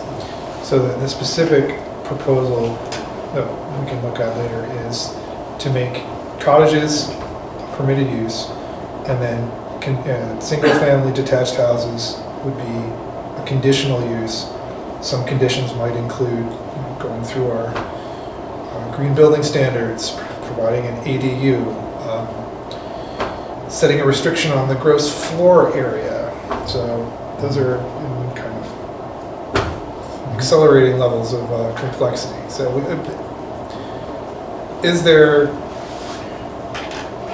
what do y'all think? Because I haven't discussed this with everybody, just like to take people's temperature here. I think regulating floor area is probably what we're after, in terms of whether we're providing a new kind of missing middle form. I think if we're trying to make different types of housing available at different income levels, that regulating floor space is certainly maybe the only tool we have. Like a townhouse, the cottages. It's got to be said there have been a couple of cottages built already in Narberth. There's still substantial houses. It's just that they are limited, and in fact, there's. I don't think you can count the basement level. Like they sort of get a basement level for free. So like the sale postings of these cottages is often sort of more than we anticipated. Like I think you're right. It was like 1,800 square feet, but when they go on sale, they're more like 24 or something like that. But I think we should look at smaller housing. I mean, there's a way to do that with just allowing more smaller units on the same lot size. And you could say that you could put more than one cottage on the same lot, or you could put one single-family house. So you can potentially regulate that through. I don't want to put words in. I think when I look at this as a whole, from my perspective, I really see 4A as prime space for the missing middle housing. And so each of these, we're sort of saying regulating new footprint construction on the one end, but from my perspective, I'd also like to sort of prioritize the missing middle housing over the large-scale apartment buildings.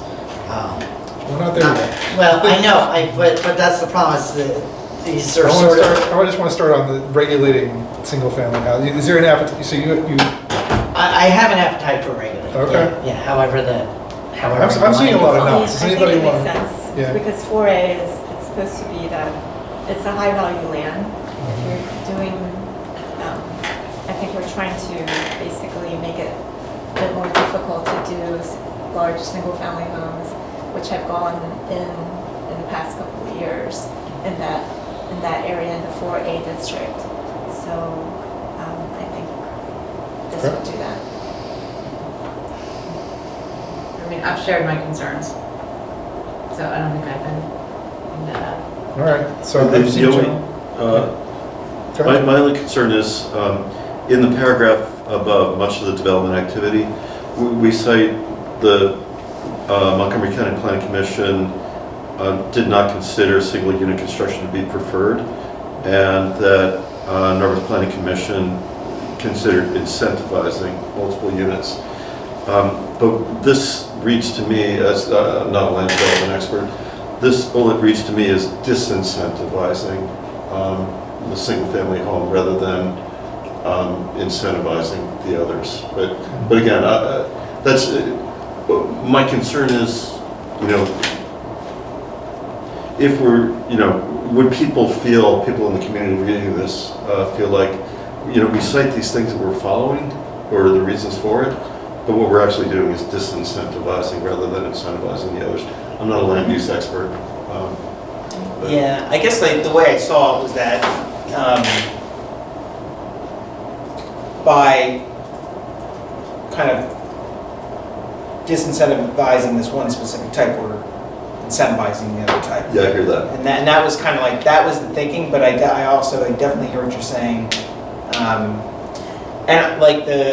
And I think that kind of like one of the balance of it was saying like, okay, well, even in that instance, like by still providing the cottage, for instance, as like a single, which is still a single unit type, we're saying, okay, well, actually, if you're going to do the single unit type, like do the more compact one because of potentially those other kind of reasons that meets the missing middle or whatever the case may be. So we could also remove that. We could remove that kind of the reference. Interesting. If we wanted to do that. I mean, we do want to create incentives. All right. I honestly wanted to see if people wanted to pursue this further. It does sound like we do. So, I guess the other question here is it not just regulating, but allowing for smaller lots? We'll get to that. Right? Does that get sort of subsumed within the regulating build? Well, we're going to create. We're talking about creating new rules for new types of buildings. So, right. I mean, we will set the minimum lot size and the minimum setback requirements for these building types. Right. Yes. So we could that would set all those. be created. Yeah. We could suggest specific. I don't think we're going to. We would basically suggest to Planning Commission that they come back with, an appropriate level that would. Because minimum lot sizes are historically, somebody said before, and it's sort of the opposite, which is minimum lot sizes have historically been used to prevent more affordable housing from being built. Yeah, that was the. So that was I just want to make sure it gets covered somehow. I mean, I've said this before, but none of us on council live in a house that fits our zoning code. Our lots are all too small, or something's awry with the house. So. We want to allow the kinds of housing that let us be in Dartmouth. And I had completely forgotten the. I think one of the and when I was thinking back, one of the goals actually was both obviously like we cover the disincentivized aspect, but then there was actually an incentive aspect in terms of like to say one of the things that we could look at is to say we didn't really actually get much. I think like since we passed the ADU ordinance, we got we've got one new construction ADU about. We need to revise. And so that was one of the concepts that we haven't really gotten to yet, but would say like, okay, well, do you get the larger structure because you've committed to doing the ADU? Like, we incentivize you to do the kind of like the multiple things and a lot, and almost to treat it like a bonus program, quasi. Makes perfect sense. I get it. Thank you. All right, missing middle housing. Sorry, moving. Council seeks to allow for a variety of smaller housing types that would allow more people to live near the downtown and the train station, expand the tax base, and provide more starter home-sized options. Accordingly, Council seeks to allow a wider range of missing middle housing types in the 4A district to permit, and to revise the zoning standards for these missing middle housing types to ensure that they are generally feasible. So Mike, this goes to the minimum lot size. Right, so- I'm saying standards. Right. So to me, and this is maybe the point I was trying to make, this language is sort of like allowing it but not incentivizing it. So I wanted to me, I wanted to be more aggressive on the missing middle than just saying, seeking to allow and to revise for these missing to ensure that they are generally feasible. I would want to also say, and to explore ways to encourage that missing middle being built. But I don't know if everybody shares that. Like, I would prefer to have missing middle in 4A than more apartment buildings, because I think it better balances the concerns about parking. It's also I think it's a great place to create some affordable housing with equity that wouldn't occur in 5B, because those are more likely to be rental apartments. So from my perspective, I'd like this to be a little more proactive or pro-missing. I don't know how to explain it. So aggressive and encouraging missing. I think the way we have to incentivize that is to look at the zoning standards and make it more permissive, allow you to have more impervious in a missing middle house, or have dimensional relief. Have a smaller lot size, more per lot. So I think that the way to incentivize that is to allow the developer to build more of those on site than they would otherwise be able to do. So I think it goes with zoning standards. I'm not aware of other ways that we have to really incentivize that. I asked, Cindy had a question for, sorry, go ahead, Cindy. It's not I'm just referring to you. I'm saying we passed along a question to Adam Shantz asking if, saying specifically, we would like to incentivize missing middle. We think the things that we have talked about are zoning standards. Is there something else we should be considering? Is there something else that would be better? So I've asked that question for Adam Shantz, and I'm hoping he'll be able to respond. You're not asking me the question, right? No, that came from you. I'm giving you credit, Cindy. I know. It was your original suggestion. I guess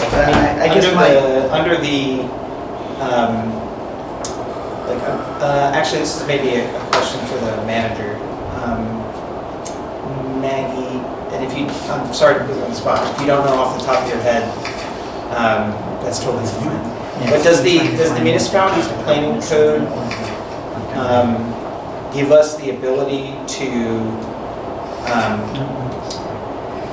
turn approval processes into administrative approvals of land development applications?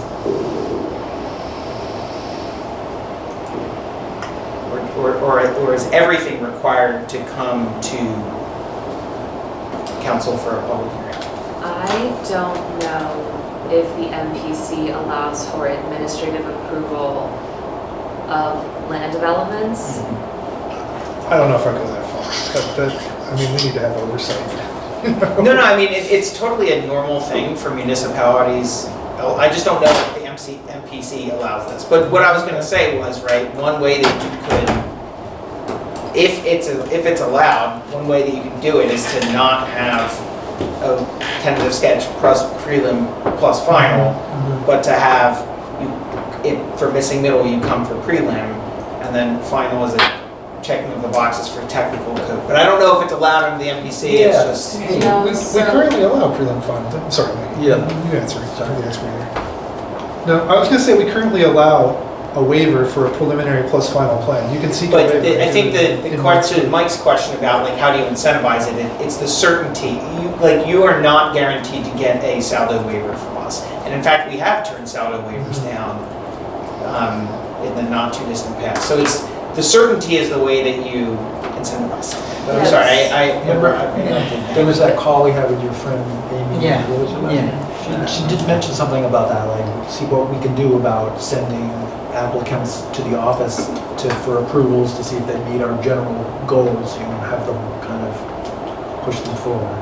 Yeah, so I don't know that there's a provision in the MPC that would allow for administrative approvals of land developments and subdivisions. What strategies do exist, though, is a municipality could review their administrative review process and submission requirements and seek to provide either reduced, like simplify the standards for projects that meet a certain qualifying threshold, and that would be defined in your actual subdivision land development ordinance. So I've seen from my planning background, tons of municipalities have talked about various strategies that they've implemented in providing provisions within their saldo that would allow for a consolidated prelim final plan. You wouldn't have to request a waiver from it, that is actually baked into the plan. So a lot of municipalities have like minor plan submissions, so if you're just doing a lot consolidation or a single lot subdivision, there's simplified plan set requirements, so you don't have to go through as many like engineering hoops. It's a simplified plan set. You would still follow the same kind of guideline and procedures that the MPC outlines in terms of the timeline of things, but it would be a matter of, you don't provide the waiver for the 90, well, the applicant provides the waiver for the 90-day, but you stick to the 90-day timeline as opposed to extending it out beyond the 90 days. You provide already baked into your code a consolidated plan submission process, so if you meet certain requirements, you fall under that. You don't have to request additional waivers. And then there are things on the back end that we discuss a lot in planning and in municipal governance about how to simplify the permit process as well. So, new subdivisions, new land developments, they're not inclusive terms, but say we have a new construction, even if it's a single family home, it still has to build a stormwater management facility. So whether it's a 50-unit apartment building or one single family home, you still have to design and have an engineer, pay for an engineer to design a stormwater management facility for you. Stormwater management and it's based on impervious cover. So if your 50-unit apartment building has the same impervious cover as your single family home, it's essentially the same thing. So you still have to design it either way. But there's various simplification processes that you can implement. I know some municipalities, this isn't maybe necessarily apropos to a land development discussion, but some municipalities have kind of moved to an expedited permit review process. So if you're coming in with fence permits, sheds permits, kitchen remodels, like the basic kind of stuff, right now it kind of takes a lot of time to get through the process. They have ways that they can simplify that, and that just means, though, that we'd have to come up with like a permit process. You would still have to meet the UCC, so you don't get away with things, so you're still held to the same standard, but there's processes set up kind of on the application side that mean that if you provide us with all this information up front, it eliminates a lot of the back and forth that we have to engage with, and it's the back and forth that takes the time and money and delays the projects and costs more, and ultimately then the developer may pass those costs along to the applicant. So there's various ways that we can evaluate where we can bake efficiencies into both our land development review process and then the permit process once the land development has been approved. But we don't have those efficiencies necessarily in our code and in our administrative processes at this time. So we do have a minor project thing, which is exactly what you said, for like a subdivision or Correct. for something like that. Yeah. I think that if we were to propose this to planning commission, they would argue about it at length, and we'd be taking away some of their responsibilities. I think we can definitely look into it, but I think it's a little outside the scope of what we're discussing. I think we should give it to them and like plan to bring it in a couple months after they've had time, because they're going to want to discuss it today. They haven't, they haven't looked at it. We don't have a sense of where we might use it, so I'm not sure this is fully baked. I'm sorry, can I do a quick interjection? I'm fading fast here, Yeah. folks, and I have an appointment with my father first thing in the morning. Is your intention to go through the 28 pages line by line? I would like to go through the next page and a half, And which then- gets us through. And then you're sending this to the planning commission of the county and saying right from here? No, then we're going to continue to talk about it at the business meeting. So. Okay, so you're just reviewing this now, we're gonna talk about it again at the business meeting with the hope of, We're going to talk about, so this is general stuff. We've got the specific policies that are the remaining. okay, if items. you've only got a page left, if we're doing 28 pages, folks, I'm We're gonna not, have we're to going to catch go, this we later. got another page and a half. Okay. Can we make, other council members okay with getting through D, which is another page and a half? Yes. All right. This is my only thought on where I was trying to go with the house, with the middle thing, other than zoning, is like the county wrote this in terms of the missing middle. It said Montgomery County will not only encourage this type of innovation by creating the ordinances, which is what we're trying to do, we also welcome the opportunity to work with the private and non-profit sectors to plan and carry out these development projects. So, I mean, the county owns land, so that's what they're saying. I don't know whether they're talking about their own land. Yeah, they don't really have a role in our projects. Like No, but beyond MCPC. I mean, they're not, when you're reading it here, it's talking about in our municipalities, in several municipalities across the county. So I think they're talking about proactively, other than just helping us create ordinances that allow it, but somehow proactively encouraging that type of development. I don't know, but that's what triggered my thought of how do we incentivize, not just allow. The language is kind of neutral. Okay. We should. Yeah, I mean, I feel like the normal way if we were a larger municipality, or if state law allowed us to use our, industrial development authority in a different way, which they don't currently, then like you would have a revolving loan fund or something. That none of that is like available to us. So like at our scale, the way that you would do it is through the zoning code. And it's focused about like you make the housing typologies feasible to do, and then you have like a very clear process that has as few like gray areas as possible. Because what's going to happen, especially with missing middle, like missing middle gets killed just because it's not, because it's hard to fit onto a lot, and people, if they feel like they're not actually going to have a pathway to do the thing, they're just not going to do it. So clearing up those things is the way that you I guess my point is incentivize I want to make it more than just feasible, right? Like Well, we attractive. We have a question out to Adam Yeah. Shantz about what we might do to do that. And hopefully we'll have some information for him that we can discuss on the next meeting. All right. Continuing to allow apartment and condo buildings, apartment/condo buildings. Council believes that apartment and condo buildings, which in our code are basically the same item, an apartment building can hold condos, are an important housing type that already exists on larger lots in the 4A district, can provide housing options at different price points than other housing types, and can help meet a variety of housing needs, including for residents seeking to downsize or looking for single-floor living options.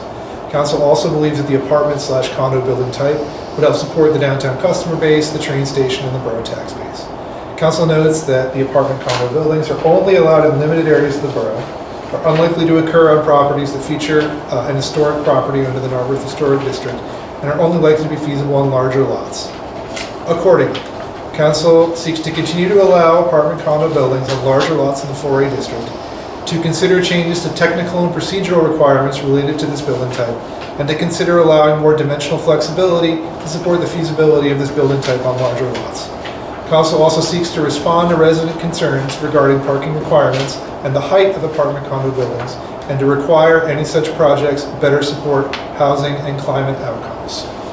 So the concrete stuff that's currently further on in the packet is keeping apartments at 3 stories, potentially allowing them dimensional flexibility, which means expanded impervious coverage and reduced setback limits in return for affordability requirements, right? And the green belt, in return for a requirement to be determined. So either build it the way it is right now in our code, or we will potentially allow you to have a little extra surface area if you give us affordable units. So a density bonus kind of sideways as opposed to up and down. Yeah, horizontal. And then to Mike's earlier point, right, like the incentive for the missing middle also speaks to the concept of the stacked townhomes, which we haven't really. Yeah, we'll get to the stacked townhomes next. All right, well, let me go stacked townhomes as well. Just a moment, I'm sorry. You mentioned only 3 stories for the apartments?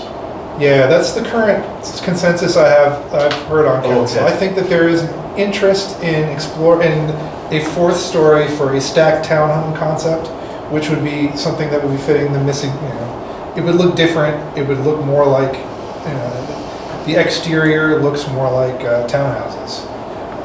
So it's a different style of building, and it is often more suited to individual construction. The reason I'm asking is on page 15, I know we're not going to talk about it today, it talks about 45 feet and 4 stories for apartment buildings. Item 3, but it sounds like that may be changed. That's for the stacked townhome. No. Page 15. Oh, is it also for the? It's under Item 3, apartment apartment condo. condo building type, second Oh, the tent paragraph. height. Additional planning commissions. I think that was just, I'm sorry. That is correct. That might just be an older. Anyway, page 15. He's right. At the very No, that's saying planning commission has recommended. I think that was, so like. That's saying that's what planning commission recommended, but it doesn't actually. If you go to page 16, the first bullet point says we're not going to listen to planning commission. We're going to keep it at 35 feet. Right, so yes, so I'm sorry. That was planning commission's recommendation, was to go to 45. Yeah, so that was intended to summarize some of like the context before we get into like our direction. Thanks So very the current kind of compromise that I think council has talked about internally is apartment buildings stay 3 stories. We allow stacked townhomes to go to 4 stories with, regulations in place to make sure that it's not, take into account lot slope issues that are prevalent in this district. Yeah, and then in stacked towns would give them the opportunity to have design standards that are specific to it, that speak to a residential context. Yeah, it would look more like a residential property. Cool, thank you, thanks for the clarity. No problem. Anybody have, okay. And then apartments, we can either, there's a couple options. One is to, like I said, come up with incentives for horizontal distance for apartments, or leave them as is.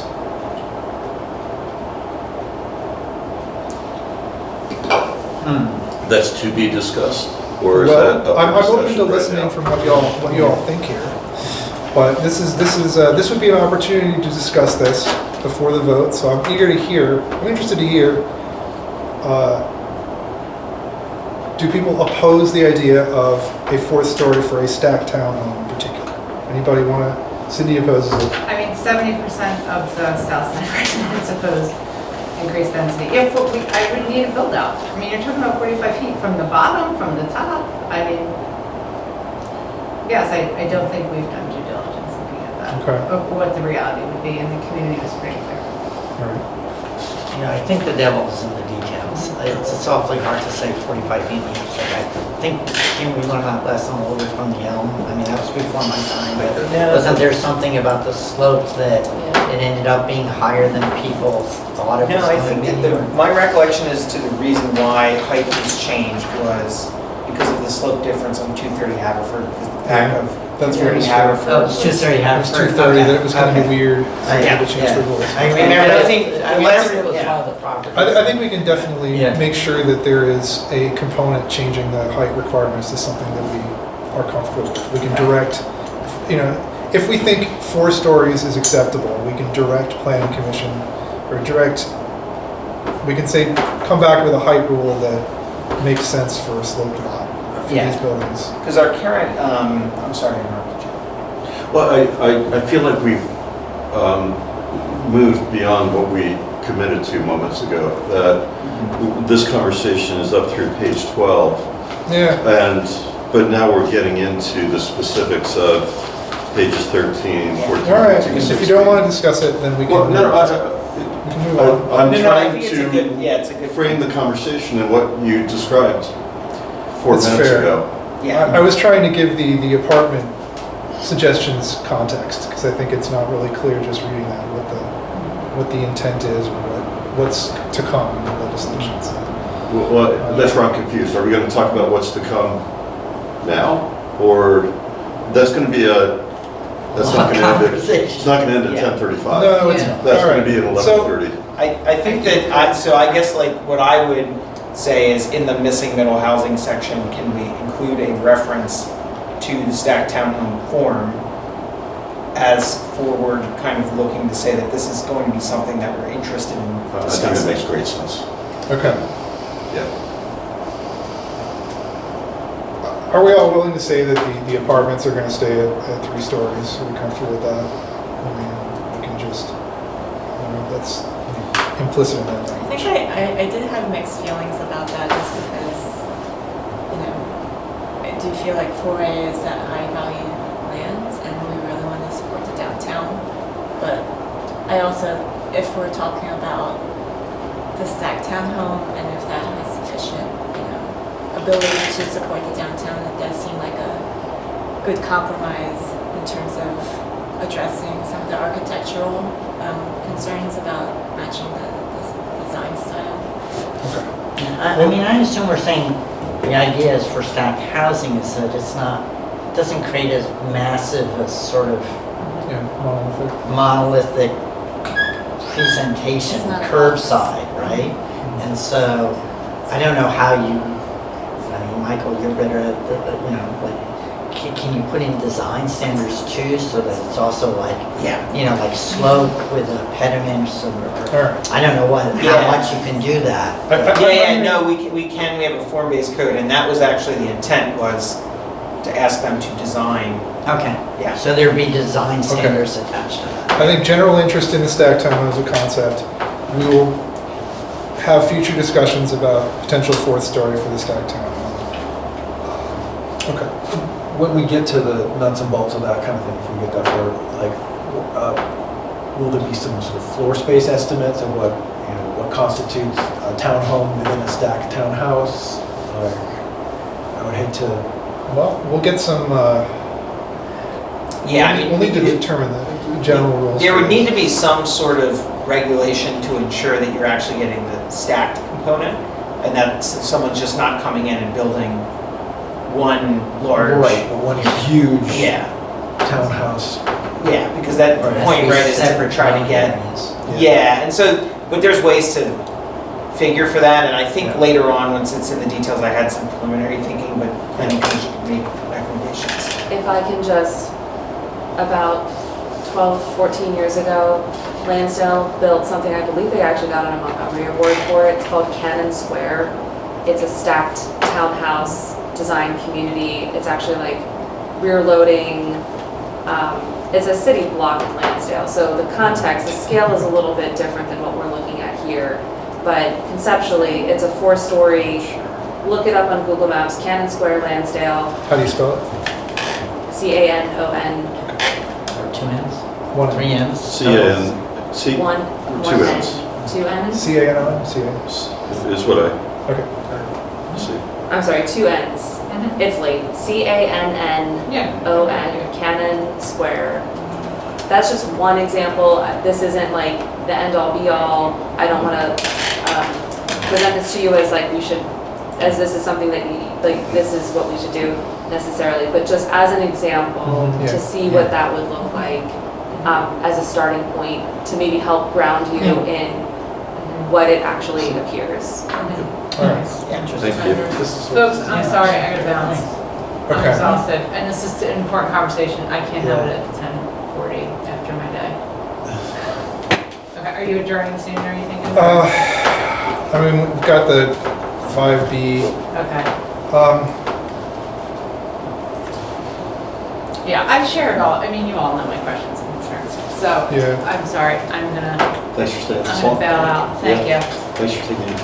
Yeah, I just want to get through this The section. See ya. Yeah. Thank you, we Cindy. should Oh, thanks, Joe. All right. finish that. 5B zoning district is a commercial corridor marked by a busy highway and dense commercial development, including a strip mall, multi-story office buildings, and multi-story mixed-use buildings. While it includes several historic twin houses, those have mostly been converted into businesses or mixed-use structures. Smaller-scale residential properties are ill-suited to the current conditions of this district, tending to languish on the market and sell for lower prices than similar properties elsewhere in the borough. This district has also featured persistent vacancies in its commercial spaces in recent years as well. Proposed policy goals. Given the nature of the existing built environment, council feels that the 5B district is a suitable area for denser housing construction than is permitted in the rest of the borough. In addition, council strongly supports the development of mixed-use properties on Montgomery Avenue facing lots, which can leverage Montgomery Avenue's existing infrastructure to bring a mix of new shops and new residents to our borough and can help improve our sidewalks and walkability. Council also believes this type of development will help support Montgomery Avenue's customer base and the borough's tax base. Council seeks the following policy changes to support, well, I'll pause here. Any concerns about the, Joe, or some of these? No concern. My only question is, and it just sort of struck me as odd, is we seem to be almost critical of the fact that the small houses sell for less. Yeah, I was which gonna is say, is kind that of a like, bad thing? that's actually a good thing. That's like one place where there is affordable starting I housing. mean, but so- that's because they're unappealing. I mean, it's like no one wants to live there. Well, people do that. But people, I mean, some people who can't afford it anywhere else. We're not going to reduce. We're not going to like reduce housing. We're not going to put a highway through the middle of Narberth just to lower housing costs. You know? I think we could, I would suggest we maybe can just change the remove language. that little. Yeah, we can change the Yeah, list. it just seemed odd, like it seemed Well, all to right. be We'll like just leave it that it's struck me as- unsuitable for single family. And I would say maybe it's unsuitable for further development of single family. Yeah. There you go. Fair enough. Right? I mean, Well, we're not, because my then it personal- implies like we want to my- tear them down, so. Well, I believe those should not be historic buildings. So it is my personal feeling that those buildings should be reopened for more suitable uses. But Most of them are mixed use. yeah. Okay. So we'll remove that motion. Council seeks the following policy changes to support viable mixed-use development on commercial Montgomery Avenue, to provide additional housing opportunities and to support Narberth businesses and grow the economic base that funds public services. Use existing building area more efficiently. For mixed-use buildings, council seeks to continue requiring ground floor commercial space on Montgomery Avenue fronting portions of a project while allowing for residential uses on rear areas of the ground floor. Council also seeks to permit the existing allowable space to be used more efficiently for housing opportunities, and so to allow for 4-story mixed-use buildings within the existing building dimensions, height, and angle. Discussed this a lot. All right. Planning for growth on Montgomery Avenue. Council believes that any changes to the height limit on Montgomery Avenue should come with requirements that serve borough goals. Council seeks to incentivize developers to meet the borough's green building standards and provide middle-income affordable housing units. In response to resident concerns, council also seeks to strengthen lighting and buffering standards on taller buildings and require a step back from adjacent residential properties for any 5th story. No questions. Okay, no questions. So this will be a topic in 2 weeks. All right, in that case, I think we're done here. I appreciate everyone's time. I apologize for the lateness of the hour, but thank you everyone. I believe that is our last item. Let me go back to the top of the meeting. I will take Motion to adjourn. Motion to adjourn. Second. All right. Boy, Jim. Any discussion? All right, all those in favor of adjourning? Okay, we are